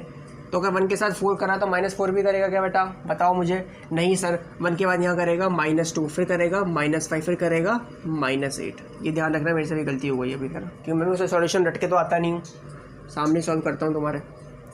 तो भाई देखो, अब ऐसे मैंने वो एलिमेंट्स लिस्ट कर दिए यहाँ पर, जो पहली बात तो इसमें नहीं है, तो मैं दिख भी रहे होंगे, और दूसरे वो कि जो 1 के साथ रिलेट हो रहे हैं। 1, 1 रख के देखो, डिवाइड हो रहा है। 1 - 4, 1 माइनस ऑफ -2 प्लस का 3 से डिवाइड हो रहा है। तो वो सारे एलिमेंट्स जो 1 से रिलेट करते हैं। अब तक ध्यान से देखो, दोनों 2 पार्टीशन कर चुके हैं अभी तक, दोनों के दोनों म्यूचुअली डिसजॉइंट है। समझ में आ रहा है? अब तीसरा भी देख लेते हैं। तो इक्विवेलेंस क्लास कंटेनिंग 2 क्या होगी? The set of all x belongs to z such that 2, x belongs to r, यानी कि the set of all x belongs to z such that 2 - x is divisible by 3। क्योंकि बेटा ये जो ऊपर लिख रहा हूँ ना मैं, ये तो टेक्स्ट बुक डेफिनेशन है, जो इक्विवेलेंस क्लास की डेफिनेशन होती है। बट जो आर है वो तो क्वेश्चन टू क्वेश्चन वेरी करेगा, तो उसके जस्ट नीचे वो डेफिनेशन बनवा रहा हूँ जो क्वेश्चन के हिसाब से बन रही है। समझ में आ रहा है बेटा? तो अब यहाँ देखते हैं क्या सेट होगा। तो 2 के साथ कौन रिलेट करेगा? पहली बात तो आई होप तुम आंसर समझ में आ गया हो, तो वैसे लिख सकते हो, फिर भी लॉजिकली निकालते हैं। 2 के साथ 2 तो रिलेट करेगा, तो फिर अगला 5 करेगा, इधर 8 करेगा, इधर और कौन करेगा? 11। ये तो हो गया। अब यहाँ देखो 3 का डिफरेंस होना चाहिए। -1 रिलेट कर रहा है, -4 कर रहा है, -7 कर रहा है, डॉट डॉट डॉट कर दिया। तुम ढंग से देख लो, तीनों के तीनों बिल्कुल म्यूचुअली डिसजॉइंट हैं। और एक बात और, इनका अगर यूनियन लोगे इक्विवेलेंस क्लासेस का, तो आपको z मिल जाएगा। दूसरी बात, इनका इंटरसेक्शन क्या है? फाई, हैंस 0 और 1 are the required partitions of z। अब समझाता हूँ भाई, आपसे कहा था कि z के पार्टीशंस निकालो, तो हमने 3 पार्टीशन निकाल दिए बाकायदा, इस रिलेशन के हिसाब से निकाले, हमने अपनी इच्छा से निकाले। तो सर क्या 3 ही हो सकते थे? मैंने कहा फिर ये वही गधों वाला सवाल हो सकता है। मैं 10 बार बता चुका हूँ कि मैक्सिमम उतने हो सकते हैं जितने एलिमेंट है, और मिनिमम 1 हो सकता है, तो कितने भी हो सकते हैं, पर डेफिनेशन के हिसाब से इतने ही बन रहे थे। तुम्हारा अब सवाल यहाँ आता है कि पहली बात तो आपको कैसे पता पड़ा कि ये तीनों ही लेने हैं? मेरी इच्छा। तुम कह रहे हो कि भाई मैं -1 भी तो ले सकता था, किसी एक बच्चे ने पूछा कि मैं 8 का भी तो ले सकता। अरे किसी ने यही पूछना कि मैं -2002 की इक्विवेलेंस क्लास ले सकता था, क्या वो इसका हिस्सा नहीं है z का? मैंने कहा बिल्कुल है। तो तुमने कहा फिर आपने यही क्यों लिखे? सवाल है। मैंने कहा देखो बेटा, मैंने आपको एक चीज़ समझाई थी कि 2 एलिमेंट की इक्विवेलेंस क्लास सेम हो सकती है। तुमने कहा सर मैं तो -1 की लेना चाहता हूँ। मैंने कहा ठीक है लो, -1 की इक्विवेलेंस क्लास आप लेना चाहते हो, मैंने कहा ले लो। तो क्या लोगे? The set of all x belongs to z such that -1 - x is divisible by 3। ये डेफिनेशन बनती अगर आप लेते तो। यहाँ पर मुझे बताओ कि यहाँ कौन कौन से एलिमेंट आएंगे? चलो निकालते हैं, तुम्हारी जिद पूरी करते हैं। तो -1 के साथ -1 तो रिलेट करेगा ही करेगा, -1 और माइनस कितना 7 वो भी रिलेट करेगा। -1 के साथ -1 तो कोई रिलेट कर ही रहा है क्योंकि 0 हो जाएगा। -1 के साथ 2 भी रिलेट करेगा मेरे हिसाब से, तो बिल्कुल कर रहा है। -1 - 2 ठीक है। 5 करेगा। मैंने कहा फिर पीछे की तरफ आओ, तुमने कहा -4 भी कर रहा है, -7 भी कर रहा है। मैंने कहा अच्छा बेटा मुझे बताना कि इसकी जो इक्विवेलेंस क्लास बनती है, बाकी तो डॉट डॉट डॉट और पीछे भी डॉट डॉट डॉट। मुझे एक बात का जवाब दो कि जो -1 की इक्विवेलेंस क्लास है वो किसके साथ कोइंसाइड हो रही है? मैंने कहा बेटा मुझे तो इसके साथ कोइंसाइड होती हुई दिख रही है। तो मैंने तुम्हें बात पहले भी समझाई थी कि तुम चाहो ना तो तुम पूरे इनफाइनाइट एलिमेंट्स की इक्विवेलेंस क्लास निकाल लो, तुम्हें ले देखिए जो इंडिविजुअल होती है डिफरेंट, वो 3 ही मिलेगी। बाकी दुनिया में सारी इक्विवेलेंस क्लास किसी ना किसी के साथ कोइंसाइड होगी। -1 की 2 के साथ कोइंसाइड हो रही है, तो -2 की हो सकता है 0 के साथ कोइंसाइड हो जाए या किसी और के साथ हो जाए। वैसे तुम समझ ही पा रहे हो। ऐसे तुम इक्विवेलेंस क्लास 4 की निकालो, 1 के साथ पूरी पूरी कोइंसाइड होगी, फिर देख लो। 7 की आप इक्विवेलेंस क्लास निकालो, वापस से 1 के साथ कोइंसाइड होगी। समझ में आया? तो ये मुझे मेरे हिसाब से एनसीईआरटी को ये बात समझानी चाहिए थी, और मैं भी तुम्हें यही समझाना चाह रहा हूँ कि मैंने अपनी इच्छा से नहीं लिखा ये। तुम चाहो तो कुछ और भी ले सकते हो, बिल्कुल लड़के ले सकते हो, लेकिन इक्विवेलेंस क्लास कोइंसाइड करेगी, मिलेगी 3 ही, क्योंकि उसकी डेफिनेशन इस तरह की है। अगर ये रिलेशन की डेफिनेशन चेंज कर दूँ तो हो सकता है 4 मिल जाए, 5 मिल जाए, मैं नहीं कह सकता। यहाँ पर डेफिनेशन चेंज करो, हो सकता है तुम्हें इक्विवेलेंस क्लास अलग अलग मिल जाए। पर मुझे ऑब्जर्वेशन से समझ में आ गया था, तुम्हें भी दिख गया होगा। मैंने ये सब भी कोई लॉजिकली नहीं लिखे है। मैंने 1 लिखा, 4 लिखा, फिर मैं 3 का गैप बना के पीछे लिखता जा रहा हूँ, क्योंकि ऐसे समझ में नहीं आता एग्जाम के टाइम पे प्रेशर में। मैं भी तुम्हारे सामने सवाल सॉल्व कर रहा हूँ। जैसे मुझे 2 दिखा, मैं तो पकड़ लेता हूँ कि भाई 2 का 2 के साथ होगा ही सही, फिर तो 3 जोड़ते जाओ, 3 कम करते जाओ, क्योंकि यहाँ पर डेफिनेशन इस तरह की है। तो ये ऑब्जर्वेशन से मुझे पता पड़ा कि 3 इक्विवेलेंस क्लासेस मुझे लेनी है। तुम चाहो तो किसी और की भी लो, कोइंसाइड कर जाएगी। समझ में आया? तो 3 ही पार्टीशन पॉसिबल है। मेरे हिसाब से बहुत ज़्यादा समझा चुका हूँ इस सवाल को मैं, और इसके बेसिस पे तो तुम्हें सारे सवाल समझ में आ जाएंगे। जल्दी से नोट करो। तो 1, 2 और 3। तो क्वेश्चन नंबर 14 ये रहा आपकी स्क्रीन पे। तो question number 14 says show that the relation R in the set Z of integers given by R is equals to the set of all a comma b such that 2 divides a minus b is an equivalence relation. Also find the partitioning of Z into mutually disjoint equivalence classes. ये आपके NCERT का example number 5 है, और जो इसमें statement लिखा है ना कि ऑल्सो फाइंड द पार्टीशनिंग, ये मैंने जोड़ा है, क्वेश्चन में नहीं था, क्योंकि इसी एग्जाम्पल के अंत में आपको एक्चुअल में बता रखा है कि इक्विवेलेंस क्लासेस क्या होती है। ठीक है, तो जल्दी से बोर्ड पे आ जाएं वापस से।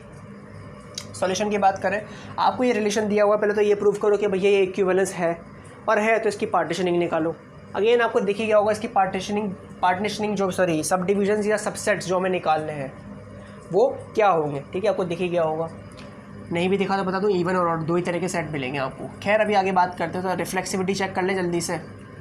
तो let a belongs to z, then a minus a equals to 0, comma which is divisible by 2, which implies that a comma a belongs to r, यानी कि a आपस में a से रिलेटेड है, for all a belongs to z, which implies that r is reflexive. तो भाई symmetry की बात करें तो सीधी सी बात है, let a comma b belongs to r for some integers a and b। ठीक है, लिख लेना, विच इम्प्लाइज दैट अगर a बिलोंग करते हैं यानी कि a माइनस बी 2 से डिवाइड होता है, तो a minus B is divisible by 2। तो मान लो 2 लैम्डा है, 2 से डिवाइड हो तो कुछ 2 लैम्डा होगा, या वर्ड्स में भी लिख सकते हो जैसे मैंने पहले वाले क्वेश्चन में कराया था। तो a माइनस बी अगर 2 लैम्डा है तो जो b माइनस है वो माइनस 2 लैम्डा होगा, मतलब अल्टीमेटली 2 से डिवाइड हो ही रहा है, कॉमा 2 लैम्डा तो लिखने की ज़रूरत नहीं है, which implies that b comma a belongs to r। ठीक है, वर्ड्स में लिखते तो लंबा लंबा लिखना पड़ता। तो b माइनस से माइनस 2 लैम्डा होगा, वो भी क्या होगा, 2 से डिवाइड होगा, तो यानी कि b कॉमा a भी r में डिवाइड हो, r में आ रहा है, b कॉमा है, तो हम क्या लिखेंगे, देयरफॉर r इज़ सिमेट्रिक। फिर ट्रांजिटिविटी की बात करते हैं, ये बड़ा सिंपल है। Again let a comma b and b comma c belongs to r। अगर a कॉमा b r में आता है तो इसका मतलब जो a माइनस बी है वो 2 से डिवाइड हो रहा है, यानी कि वो क्या होगा, 2 लैम्डा, और b कॉमा c भी r में आ रहा है, इसका मतलब एंड जो b माइनस c है वो कुछ 2 अल्फ़ा मान लो, या लैम्डा, तुम कन्फ्यूज हो जाओगे तो इसको लैम्डा 1 ले लेते हैं, इसको लैम्डा 2 ले लेता हूँ। ठीक है, तो ये कुछ 2 लैम्डा 2 होगा। अब इन दोनों को जोड़ें, then a minus B plus of b minus C is equals to ultimately क्या होगा, 2 of lambda 1 plus 2 of lambda 2। ठीक है, ये तो कैंसिल हो गया, तो आपको मिलेगा a minus C is equals to twice of lambda 1 plus lambda 2। अच्छा, ये बात और बता दूँ यहाँ पर, अगर आप लिखते हो a माइनस बी का 2 लैम्डा, तो लिखना for some lambda belongs to z, for some integer z। ठीक, वैसे यहाँ पर भी लिखोगे for some lambda 1 and lambda 2 belongs to z। ठीक है, तो यानी कि अगर ये z बिलोंग करते हैं तो इनका सम भी इंटीजर में होगा, और अगर ये इंटीजर टाइम्स डिवाइड हो रहा है तो मतलब a माइनस बी भी क्या, a माइनस सी भी क्या है, 2 से डिविजिबल, तो क्या लिखेंगे, hence a minus C also divisible by 2, so a comma C also belongs to r, which implies that r is transitive. And because r is reflexive, symmetric and transitive, r क्या है, reflexive है, symmetric है और transitive है, hence R is an equivalence relation। I hope समझ में आया होगा। अब मेन क्वेश्चन पे आते हैं। मैं स्पेशली इतना घास काट रहा हूँ, इतना जल्दी इसलिए करा रहा हूँ क्योंकि तुम्हें समझ में आ जाएगा, और पहले करा चुका हूँ ऐसे क्वेश्चंस। ठीक है, अब मुझे ये समझा रहा है तुम्हें कि भाई इसकी पार्टीशनिंग करनी है, तो आपको पार्टीशंस निकालने हैं z के इस रिलेशन के बेसिस पे। मैंने बताया था वही सेट है, z इंटीजर्स का वही सेट है। पहले 3 पार्टीशन निकले थे, इस डेफिनेशन के बेसिस पे देखते हैं। मैक्सिमम 1 और मैक्सिमम तो z निकल सकते हैं और मिनिमम n1 निकल सकते हैं। पहले 3 निकले थे, इसके हिसाब से देखते हैं कितने निकलते हैं। तुम देखना इसके हिसाब से, कंसिडर 0 और 1। वापस से हो सकता है तो तुम 2 और 3 तक भी चेक करो, पर जैसे तुम 0 1 निकालोगे ना, तुम्हें समझ में आ जाएगा कि 0 और 1 का यूनियन करने पर ही पूरा z बन रहा है। तो तुम 2 निकालोगे तो देखना है तो वो 0 या 1 किसी ना किसी के साथ कोइंसाइड हो ही जाएगा। समझ में आ रहा है? वहाँ पता है क्या हुआ था, मैंने 0, 1 और 2 निकाला था पिछले क्वेश्चन में, तो वो तीनों देखकर ही मुझे समझ में आ गया था कि इन तीनों का ही यूनियन करने में पूरा Z बन रहा है, तो कोई और फर्दर डिफरेंट पार्टीशन तो पॉसिबल ही नहीं था। यानी कि अगर मैं 1 के और 2 के बाद 3 निकालता बॉक्स ऑफ 3 पिछले क्वेश्चन में, तो वो 0 या 1 या 2 किसी ना किसी के साथ कोइंसाइड हो ही जाता। अब यहाँ देखते हैं अपन, तो सर डेफिनेशन पे आते हैं। Equivalence class containing 0 is the set of all x belongs to Z such that 0, x belongs to R। ये तो हो गई text book definition equivalence class की। अब ये जो हिस्सा है ये इस क्वेश्चन के हिसाब से मॉडिफाई होगा। तो the set of all x belongs to Z such that 0 - x such that 0 - x is divisible by 2। वहाँ पर डिविजिबल बाई 3 था, इज़ डिविजिबल बाई 2। तो भाई देखते हैं, तो भाई the set of all x belongs to Z such that 0 - x is divisible by 0। तो भाई बेटा 0 खुद से तो रिलेट करेगा, 0 खुद से रिलेट कर रहा है तो इनसे भी करेगा। ये लो लिखने लग गया मैं, ठीक है। तो -2 -4 -6 डॉट डॉट डॉट। तो ये हो गया उन सारे एलिमेंट्स का सेट जो 0 से रिलेट करेंगे अंडर दिस रिलेशन। तो मैं दिखाऊँ कुछ पैटर्न, सारा गधों इवन नंबर है ये किसका सेट है? Even number. Which is the set of all even numbers, ठीक है। लेट इट बी रिप्रेजेंटेड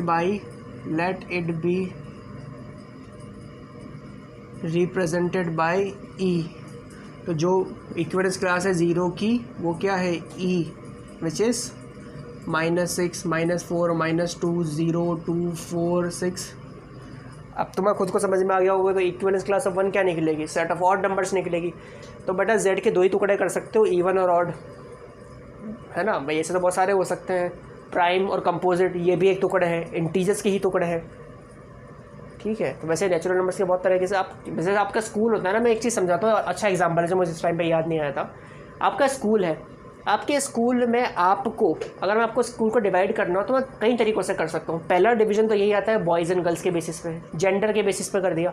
दूसरा डिवीज़न क्लास के बेसिस पे, आप फर्स्ट में हो सेकंड में। और तीसरा डिवीज़न CBSE स्कूल्स में होता है, हाउस होते हैं, red house blue house, house के बेसिस पे कर दिया। तो आपके स्कूल में 4 हाउसेस हैं, तो आपके स्कूल के 4 पार्टीशन उस बेसिस पे हो गए। 2 पार्टीशन जेंडर के बेसिस पे, 12 पार्टीशन क्लासेस के बेसिस पे, अगर मैं फर्स्ट क्लास से काउंट करूँ। और भी तरीके हो सकते हैं, ठीक है। High school, junior high school या सीनियर हाई स्कूल, जैसा भी होता है। सीनियर तो क्या, हाई स्कूल ही होता है फिर वो तो उस बेसिस पे भी कर सकते हैं। तो वैसे ही Z का एक पार्टीशन वहाँ किए थे तो 3 टुकड़े मिले थे, यहाँ 2 टुकड़े मिले। अब 1 की बात कर लेते हैं बेटा। तो the set of all x belongs to Z such that 1, x belongs to R। यानी कि the set of all x belongs to Z such that 1 - x is divisible by 2। सीधी सी बात है भाई, देखो difference of 2 even numbers will always be even, इसलिए ऐसा हुआ था। अब ये एक ऑड है तो difference of 2 odd number will be even. तो उसे डिविजिबल का मतलब इवन नंबर, तो इसका जो डिफरेंस है इवन आना चाहिए, तभी आएगा जब आपका x ऑड हो। तो क्या होगा? Dot dot dot -5 -3 -1 1 3 5 7 which is the set of all, लिख लेना, विच is the set of all odd numbers, with a set of all odd numbers, let it be represented by capital O। तो box of 1 क्या होगा? O, यानी कि dot dot dot -3 -1 1 3 5 dot dot dot. और आप देखेंगे sir, equivalence class of 0 union equivalence class containing 1 is equals to the whole set Z, and equivalence class of 0 intersection equivalence class of 1 is equals to 5। Hence box of 0 and box of 1 are the required PARTITIONS partitions of Z। ये लिख लेना, ठीक है, partitions of Z। तो यानी कि आपके question ने पूछा था find the partitioning of Z into mutually disjoint equivalence classes, और देख लो म्यूचुअली डिसजॉइंट है, प्लस दोनों का यूनियन करने पर Z आता है। एक बात और थी कि O का मतलब कैपिटल O यानी कि कैपिटल E का, सॉरी, इस सेट का कोई भी एलिमेंट इस सेट के किसी भी एलिमेंट के साथ रिलेट नहीं करता। फर्दर इस सेट का हर एलिमेंट खुद के साथ रिलेट करता है, इस सेट का हर एलिमेंट खुद के साथ रिलेट करता है, पर आपस में कोई भी एलिमेंट रिलेट नहीं करता। ये भी एक बात थी, खास बात इक्विवेलेंस क्लासेस के बारे में, उतार लो।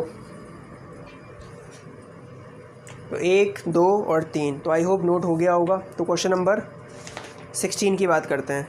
ये काफ़ी बड़ा और काफ़ी अच्छा क्वेश्चन है मेरे हिसाब से, और क्वेश्चन नंबर 16 आपकी स्क्रीन के ऊपर ये रहा।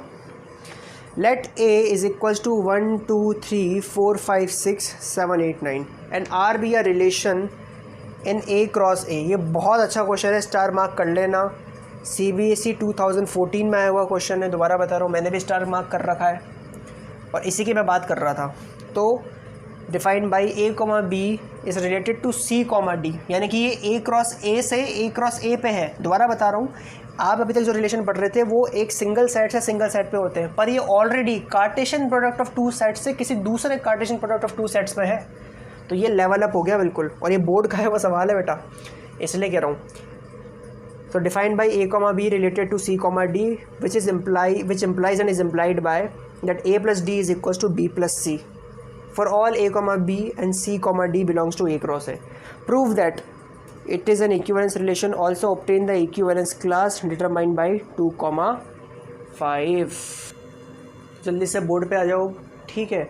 अच्छा, आपने एक चीज़ नोटिस करी होगी क्वेश्चन में कि मैंने आपको क्वेश्चन 14 से सीधा मैं क्वेश्चन 16 पे आ गया। तो क्वेश्चन 15 क्यों नहीं कराया? वो थोड़ा इजी है मेरे हिसाब से, मुझे पहले ये समझाना था ताकि अगर मेरा मूड इसके बाद खत्म हुए लंबा जाएगा ये, ताकि मुझे अगर मेरा मूड ख़त्म हो जाए कि यार काफ़ी लेक्चर काफ़ी लंबा हो गया और मुझे बंद करना है, तो 15 तो फिर मैं अगले लेक्चर में भी करवा सकता हूँ, करवाऊँगा ज़रूर, ठीक है, मैंने लिखा है अपने नोट्स में, ठीक है। तो मुझे लेक्चर या तो इसके साथ एंड करना था, और अगर मेरा मन हुआ इसके बाद कंटिन्यू करने का तो फिर मैं क्वेश्चन 15 भी करा दूँगा।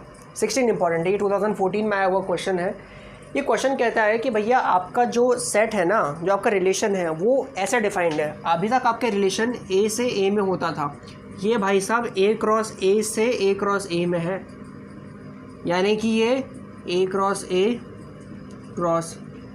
A का सबसेट होगा रिलेशन। मैंने क्या बताया, relation is the subset of Cartesian product of two sets. यहाँ पर रिलेशन क्या होता था, A क्रॉस A का ही कोई सबसेट। यहाँ पर जो रिलेशन होगा इस केस में वो ऐसा होगा कुछ। पहले तो ये समझ में आया, तो क्वेश्चन में थोड़ा सा गैर हमने ऊंचा कर लिया, पर ये बहुत ज़्यादा इजी होते हैं बेटा, कंपैरेटिवली बहुत इजी होते हैं नॉर्मल रिलेशन से। अब समझते हैं। सबसे पहले तो हमें ये प्रूव करना है कि इसको आपको रिफ्लेक्सिव, सिमेट्रिक और ट्रांजिटिव, यानी कि आपको इक्विवेलेंस प्रूव करना है। फिर इसकी इक्विवेलेंस क्लास निकालेंगे जो भी क्वेश्चन में दिया है, 2, 5 की निकालनी है। तो सबसे पहले इस रिलेशन को इक्विवेलेंस प्रूव करने के लिए क्या रिफ्लेक्सिव प्रूव करना है। अब यहाँ ध्यान रखना, पहले क्या लेते थे, मैं आप साइड में बताता चलता हूँ। अगर कोई नॉर्मल रिलेशन होता तो आप A बिलोंग्स टू A लेते, और फिर आप ये चेक करते कि क्या A, A R में है। अब यहाँ पर क्या होगा, आपको अगर A, B, पहली बात तो आपका जो रो एलिमेंट है वो ये होता था, यहाँ पर आपका रो एलिमेंट ये होगा। तो let A, B belongs to A cross A, तो let A, B belongs to A cross A। तो हमें क्या चेक करना है, अगर ये सिमेट्रिक है तो ये एलिमेंट खुद से रिलेट करना चाहिए। A से रिलेट करवाते थे, देन आपको क्या चेक करना है कि A, B जो एलिमेंट है वो खुद से रिलेट करता है या नहीं। और ये होने के लिए क्या होना ज़रूरी है, A plus B should be equals to B plus A। यही डेफिनेशन है कि दो पेयर तब रिलेट करेंगे जब A plus D B plus C के बराबर होगा। तो यहाँ देखो, अगर A, B belongs to A cross A है, then A, B belongs to A होंगे।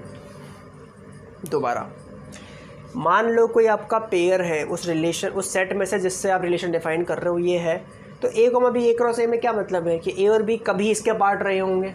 ब्रेक कर रहा हूँ, ये सेट जब 11th में पढ़े तब समझाई होगी ये चीज़ आप लोगों को, है ना बेटा। A, B अगर इसके कार्टेशियन प्रोडक्ट में आता है तो A, B नॉर्मल सेट में रहा होगा। ये क्यों करवा रहा हूँ, क्योंकि इन दोनों एलिमेंट के लिए ये जो बात है ये हम क्लास 8 में पढ़ के आए थे कि 2 नंबर का सम ऑर्डरलेस होता है, यानी कि अगर A प्लस बी 3 में 2 ऐड करो या 2 में 3 ऐड करो, एक ही बात है। Which implies that A plus B is equals to B plus A, which implies that A, B is related to A, B, which implies that R is reflexive। दोबारा मान लो A, B कोई subset, कोई normal element है A cross A का, ठीक है, तो आपको ये चेक करना है कि ए कॉमा बी क्या खुद से रिलेटेड है या नहीं। तो आपने चेक किया, ऐसा होने के लिए ये होना ज़रूरी है और आपको पता है किन्हीं भी दो नंबर्स के लिए ये तो होता ही है, तो आपका ये आपस में रिलेटेड होगा। यहाँ पर अब एक बात है कि आपको ये पहले पता होना चाहिए वो क्या निकालना है, ताकि उस हिसाब से आप उनको जमा सकूँ रफ में, तब ये ऐसा लिखना। पहले क्या होता था कि आपको ये चीज़ समझ में आ जाती थी रिलेशन देख के, क्योंकि छोटे रिलेशन होते थे ना। अब ये क्रॉस से क्रॉस में बात चल रही है बेटा, कार्टेशियन प्रोडक्ट से दूसरे किसी कार्टेशियन प्रोडक्ट, या तो खुद पे ये ए क्रॉस ऐसे ए क्रॉस ए पे, पर एक कार्टेशियन प्रोडक्ट से दूसरे पे बात चल रही है। तो आपको अब ये रफ में लिखना पड़ेगा, साइड में अपनी प्रैक्टिस कर लो। रिफ्लेक्सिव, अब देखना मैं सिमेट्री के केस में भी यही करूँगा, क्योंकि जैसा कि मैं कहता हूँ मैं भी तुम्हारे सामने क्वेश्चन सॉल्व कर रहा हूँ, कहीं मैं देख के तो उतार नहीं रहा हूँ, तो मुझे भी अपनी तैयारी रखनी पड़ेगी, है ना। तो देखना मैं भी साइड में अपनी तैयारी करूँगा। अब मैं सिमेट्रिक में क्या करूँगा, let A comma B belongs to A cross A, ठीक है। या फिर एक करो, ये थोड़ी होगा इसमें, इस केस में क्या होगा कि लेट, अब तो क्रॉस वाली बात है, let A comma B related to C comma D for A comma B and C comma D belongs to A cross ए।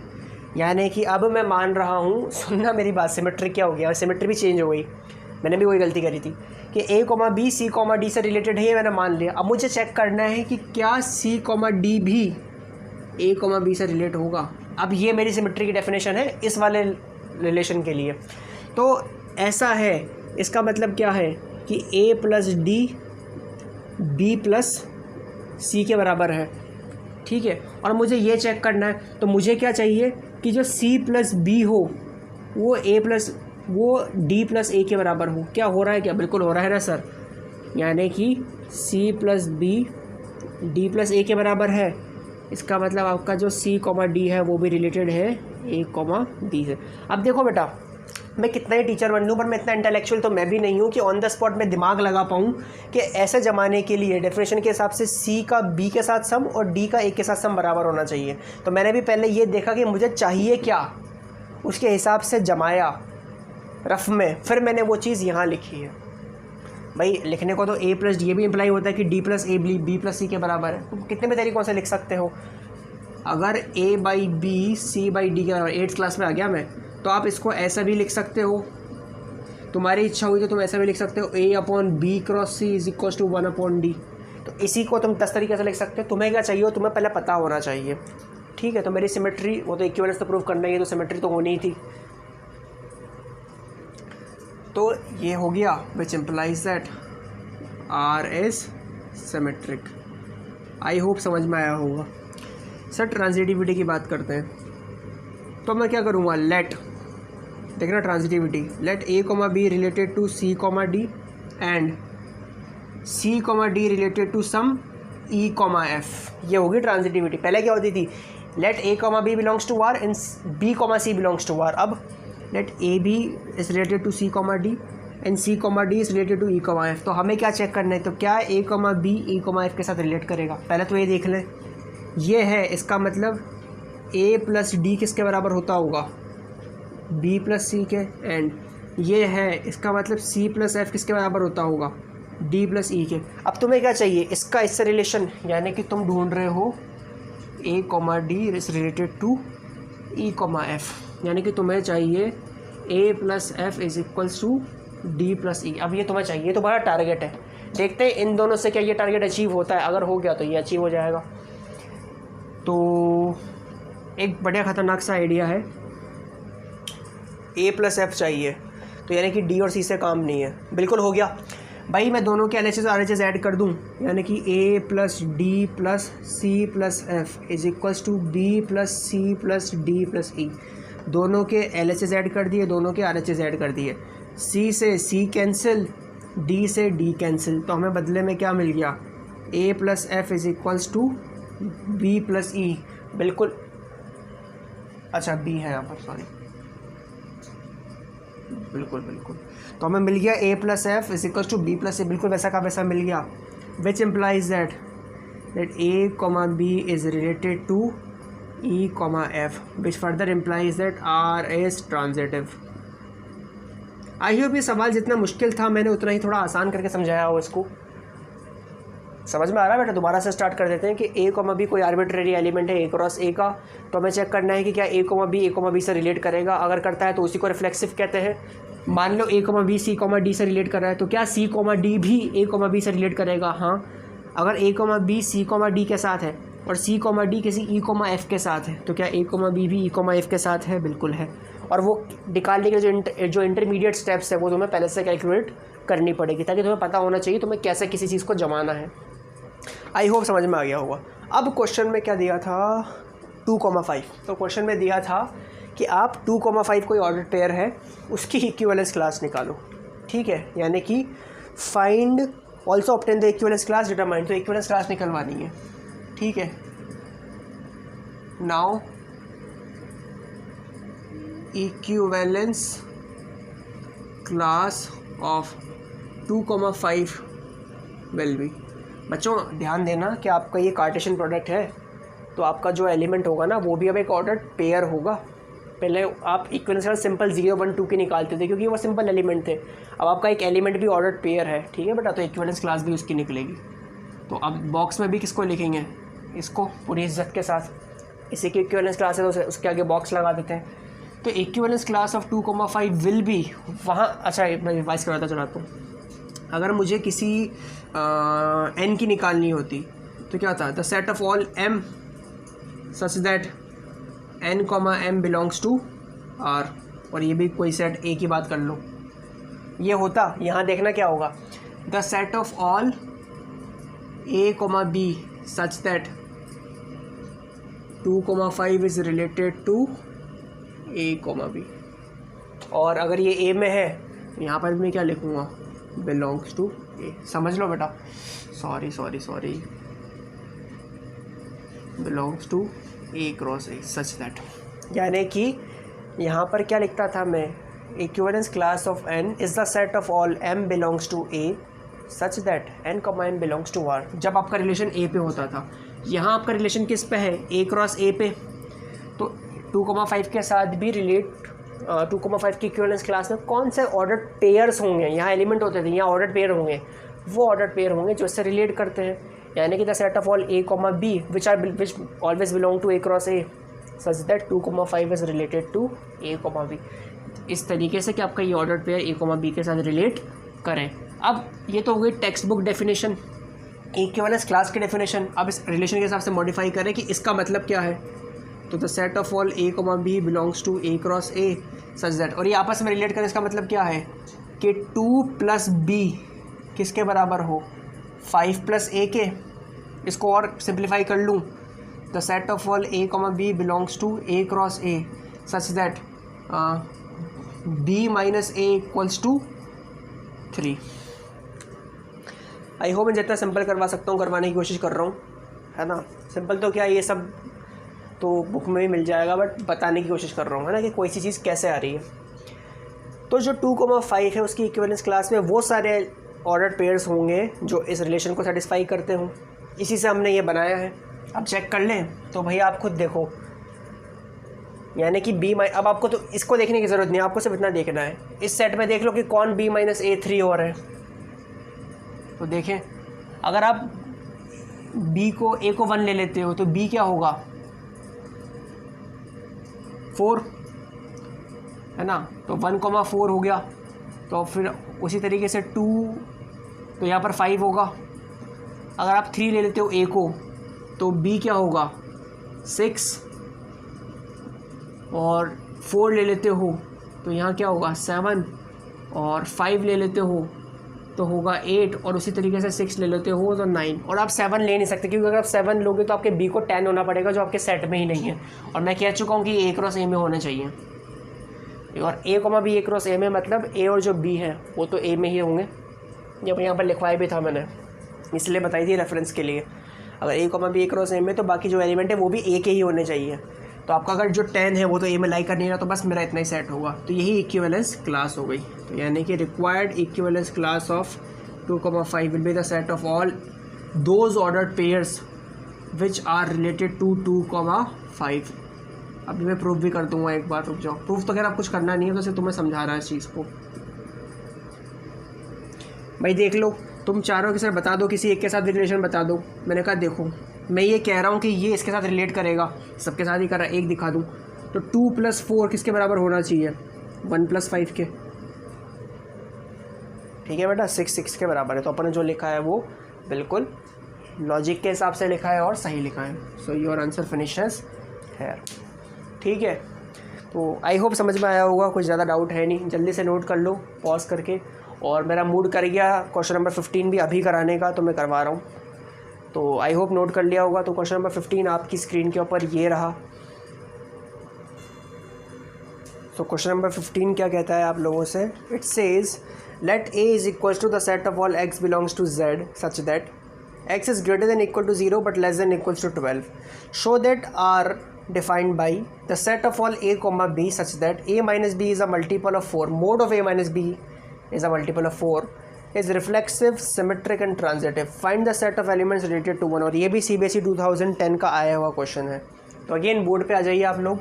तो हमसे कहा गया है कि a कुछ ऐसा है, और ढंग से देखोगे तो अगर x बिलोंग्स टू z है तो वो बता रहा है कि x ऐसा इंटीजर है जो 0 या उससे तो बड़ा है पर 12 से छोटा है। तो मेरे हिसाब से तो x यही मतलब a यही सेट बनेगा 0, 1, 2, 3 से लेके 12 तक। ठीक है बेटा, तो आपका सेट डिफाइन हो गया। इससे आपको रिलेशन दिया है ये। पहले तो बताओ कि ये रिफ्लेक्सिव है, सिमेट्रिक है, ट्रांजिटिव है, यानी कि अल्टीमेटली इक्विवेलेंस है। और फिर 1 से रिलेट करने वाले एलिमेंट्स का पता लगाओ, यानी कि ये कुल मिला के 1 की इक्विवेलेंस क्लास ही पूछ रहा है अलग शब्दों में। ठीक है, तो रिफ्लेक्सिविटी की बात कर लें। सर देखिए, let a belongs to capital A, कोई एलिमेंट ले लो, then mod of a minus a equals to mod of 0 equals to 0, comma which is divisible by 4। समझ में आया? Which implies that a comma a belongs to r, which further implies that r is reflexive. ठीक है बेटा, a minus a 0 है जो कि divisible by 4 है, तो यानी कि हर एक खुद से एलिमेंट खुद रिलेट करेगा। सारे एलिमेंट्स से जो 13 एलिमेंट्स है टोटल इसमें, वो सब खुद से रिलेट करेंगे। तो रिफ्लेक्सिव तो आपका रिलेशन बन गया। यहाँ तक सिमेट्रिक की बात कर लें।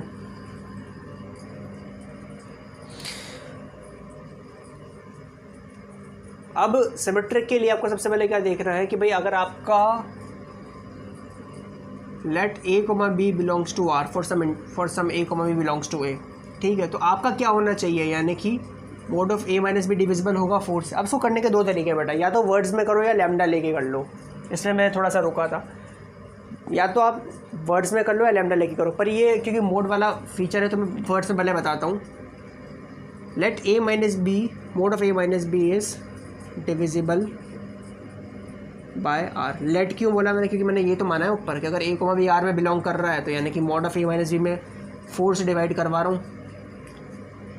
तो क्या मतलब होगा, अगर मैं इसी के अंदर माइनस कॉमन ले लूँ तो इसको ऐसे लिखूँगा, ये भी डिविजिबल होगा 4 से। और आपको पता है मोड के अंदर नेगेटिव को तो मोड खा जाता है, तो अल्टीमेटली आपको ये मिलेगा। देखो मैं इसलिए कह रहा हूँ कि तुम वर्ड्स में लिखो या लैम्डा लेके करो, ये जो तीनों स्टेपें लिखनी पड़ेगी, तो मैं दिखाना पड़ेगा माइनस कॉमन लेके बोर्ड में। तो आई थिंक है ना, ये स्टेप कट मत कर देना, तो डायरेक्ट इससे ये लिख दो कि टीचर समझ जाएगा। ठीक है बेटा, क्योंकि यार देखो मोड देने का कोई रीज़न है, वरना सिंपल क्वेश्चन ही दे देता आपको। Is divisible by 4 which implies that b, a belongs to r, which further implies that r is symmetric. ठीक है, ट्रांजिटिविटी की बात करते हैं, यहाँ तो बहुत ही ज़्यादा इंपॉर्टेंट है। Then let a, b, c belongs to r। तो अगर a, b r में बिलोंग करता है, यानी कि तो mod of a minus b is divisible by 4, तो वर्ड्स में करा देता हूँ, इज़ डिविजिबल बाई 4। और अगर b और c भी बिलोंग करता है, तो यानी कि mod of b minus c is also divisible by 4। चाहो तो ये ऑल्सो वर्ड को तुम ओमिट भी कर सकते हो इस जगह पर। अब अगर mod of a minus B 4 से डिवाइड हो रहा है, तो यानी कि सर a माइनस बी भी 4 से डिवाइड हुआ होगा, समझ लो। अगर मोड ऑफ 8 4 से डिवाइड हो रहा है तो यानी कि जो प्लस माइनस का 8 है, मोड खुलने पर यही होता है, प्लस माइनस 8 वही 4 से डिवाइड होगा, तो प्लस का 8 भी 4 से डिवाइड होगा, माइनस का 8 भी होगा, इसलिए तो इन दोनों का मोड भी क्या है, 4 से डिवाइड हो रहा है। समझ में आई? तुम चाहो तो प्लस माइनस लगाओ, वरना मेरे हिसाब से प्लस में ही खोल लो। तो सर अगर मोड ऑफ किसी नंबर का मोड किसी नंबर से डिवाइड हो रहा है तो उस नंबर की जो रो फॉर्म होगी, चाहे फिर वो पॉजिटिव में हो या नेगेटिव में हो, वो भी उस नंबर से डिवाइड होती है। समझ में आ रही है मेरी बात? ये समझ में आया? तो तुम चाहो तो प्लस माइनस में खोलो मोड को या सिंपल खोल लो। और इसी चीज़ से ये इम्प्लाई होता है कि जो b माइनस सी है रो फॉर्म में भी वो डिविजिबल रहा होगा 4 से। समझ में आया? इसका मतलब mod of a minus B plus b minus C is also divisible by 4। मुझे एक्चुअल में ये बताना था कि mod of a minus B और mod of b minus C, इन दोनों का जो सम है उसका और जो होल मोड है वो 4 से डिवाइड होता हो, इसलिए मैंने ये सब लिखा। मैंने कहा बेटा अगर ये 4 से डिवाइड हो रहा है तो ये भी 4 से होगा, ये 4 से हो रहा है तो इसका रो फॉर्म भी 4 से होगा। अब जब a माइनस बी 4 से डिविजिबल है और b माइनस सी भी 4 से डिविजिबल है तो उन दोनों का सम भी 4 से डिविजिबल होगा, और जब उन दोनों का सम ही 4 से डिविजिबल है तो उसका मोड तो होगा ही होगा। -16 4 से डिविजिबल था और 12 4 से डिविजिबल था, तो -16 और 12 का सम तो 4 से डिविजिबल होगा ही सही, जो कि -4 है, तो उसका मोड भी होगा ही होगा। वही लॉजिक मैंने यहाँ पर लगाया है। तो ये 4 से डिविजिबल है तो देखो -b से +b कैंसिल, यानी कि ultimately mod of a minus C is divisible by 4। ये शॉर्ट फॉर्म्स तुम मत लिखना है ना। Which further implies that a, c belongs to r, यानी कि r इज ट्रांजिटिव। अब तुम्हारा एक सवाल आ सकता है यहाँ पर कि क्वेश्चन ने सर सिर्फ इतना सा पूछा है कि रिफ्लेक्सिव सिमेट्रिक ट्रांजिटिव है, तो इक्विवेलेंस तो उसने पूछा नहीं है, तो आप इक्विवेलेंस क्लास कैसे निकालोगे? मैंने कहा क्वेश्चन लिखने वाला भी चालाक है, उसने तो तुमसे ये नहीं पूछा ना कि क्वेश्चन को इक्विवेलेंस बताओ, उसने टुकड़ों में पूछ लिया रिफ्लेक्सिव सिमेट्रिक और ट्रांजिटिव बताओ।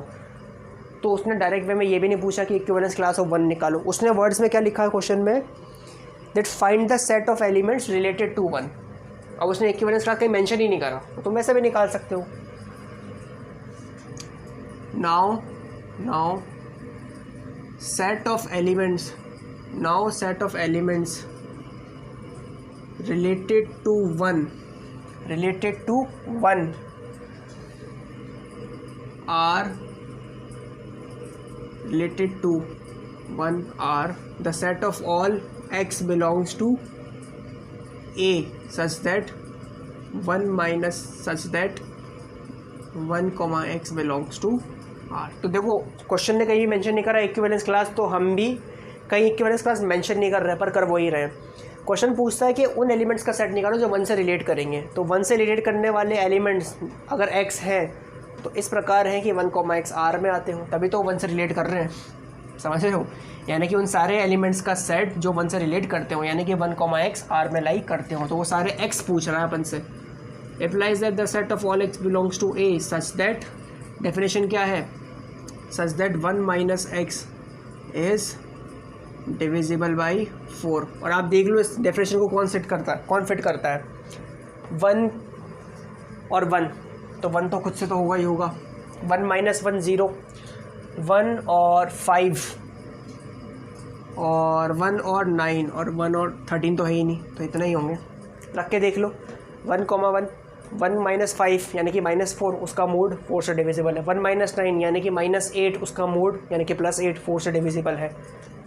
This is your answer.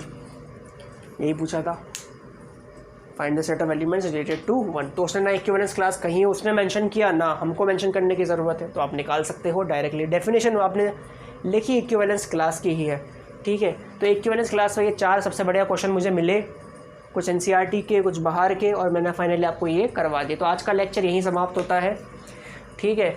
और मुझे पता है कि अभी तक मैंने आपकी एक्सरसाइज पूरी नहीं करवाई है एनसीईआरटी की, वो मैं करवाऊँगा। कुछ एक्स्ट्रा क्वेश्चन जो प्रॉमिस करे थे वो करवाऊँगा, और मिसलेनियस भी हम करेंगे साथ साथ, क्योंकि मेरा यही पढ़ाने का पैटर्न है। रिलेशंस के ऊपर जितने क्वेश्चन बन सकते हैं वो सब मैं आपको करवा दूँगा, चाहे लेक्चर ये 05 था तो 06 और 07 और लेना पड़े। फिर हम फंक्शंस को वैसे ही सेपरेटली डील करेंगे, उसके जितने क्वेश्चन होंगे मिसलेनियस एक्सरसाइज 1.2 और 1.3 वो करेंगे। और फिर बाइनरी ऑपरेशन स्टार्ट करेंगे। और बाइनरी ऑपरेशन आपके सिलेबस में इस साल बोर्ड में नहीं आने वाला है, तो वो आपके ऊपर है पढ़ना नहीं पढ़ना। मैं पूरा उसी तरीके से पढ़ाऊँगा, क्योंकि मेरे वीडियोस तो भाई आने वाले सालों में भी काम आएंगे सबके, और आपको तो बोर्ड इसी साल देना है, और मेरे हिसाब से तो पढ़ लेना चाहिए। हाँ, ये मैं डिस्कस करना भी चाह रहा था, एक सुन लो ये लास्ट में जाते जाते। बाइनरी ऑपरेशन हो या फिर आगे वाले चैप्टर्स में कुछ टॉपिक्स हो जो तुम पहले से समझदार हो, पढ़ के बैठे होंगे आसपास से कि भैया ये टॉपिक साल नहीं आने वाले। अगर तुम ऐसा प्लान कर रहे हो कि तुमको स्किप कर दोगे, तो ये बहुत बड़ी गलत फहमी है, क्योंकि 12th के बेसिस पे तुम्हारा ऐसा कुछ खास होने नहीं वाला। जेईई मेंस तुम्हें भी देना है, और अगर जो बच्चे बीएससी करना चाहते हैं तो फिर वो उस हिसाब से देंगे। तो बेटा कॉम्पिटिटिव एग्जाम चाहे तुम किसी कॉलेज का दो, एसआरएम का दो, वीआईटी दो, बिट्स दो, कुछ भी दो, कॉम्पिटिटिव एग्जाम में तो पूरा ही सिलेबस आने वाला है, समझ रहे हो? कोई सिलेबस कट कंसिडर नहीं होगा। समझ में आ गई मेरी बात? और अभी अक्टूबर से तुम्हारे कॉलेजेस से कोचिंग्स खुलने की बात आ गई, तो मेरे हिसाब से तब तो बोर्ड वालों को भी बड़ा वो हो रहा होगा, एनसीईआरटी वालों को, कि हमने क्यों सिलेबस कट कर दिया। नहीं होना चाहिए था मेरे हिसाब से। अभी मैं पढ़ा रहा हूँ, रजिस्टर में साथ साथ पढ़ लोगे तो समझ में आ जाएगा। तुम अभी तो स्किप कर दोगे कि हमें तो बोर्ड ही देनी है, फिर बोर्ड के जस्ट 1 महीने बाद ही तुम्हारा मेंस का एग्ज़ाम होता है। अब तो 2 बार कर दिया मेंस भी साल में, वहाँ तुम्हें अखरेगी ये बात कि हमने क्यों नहीं पढ़ा। ठीक है, तो इसलिए भी पढ़ा रहा हूँ, तो पढ़ लो साथ में, तुम्हारा मन करे वैसे पढ़ लो। बाइनरी ऑपरेशन के लिए जगह छोड़ दो रजिस्टर में, तुम्हारी इच्छा कि भाई पहले ट्रिगोनोमेट्री पढ़ लो, फिर मन करेगा तो आगे लेक्चर देख लूँगा, वो इच्छा तुम्हारी है, बट पढ़ लो। अभी नहीं करोगे तो बाद में तुम्हें दिक्कत आएगी। ठीक है बेटा, तो टॉपिक पूरे पढ़ना, कोई भी सिलेबस कट कंसिडर मैं नहीं करूँगा। और बस इतना ही कहना था। तो ये वीडियो अंत तक देखने के लिए आपका धन्यवाद। जय हिंद, वंदे मातरम।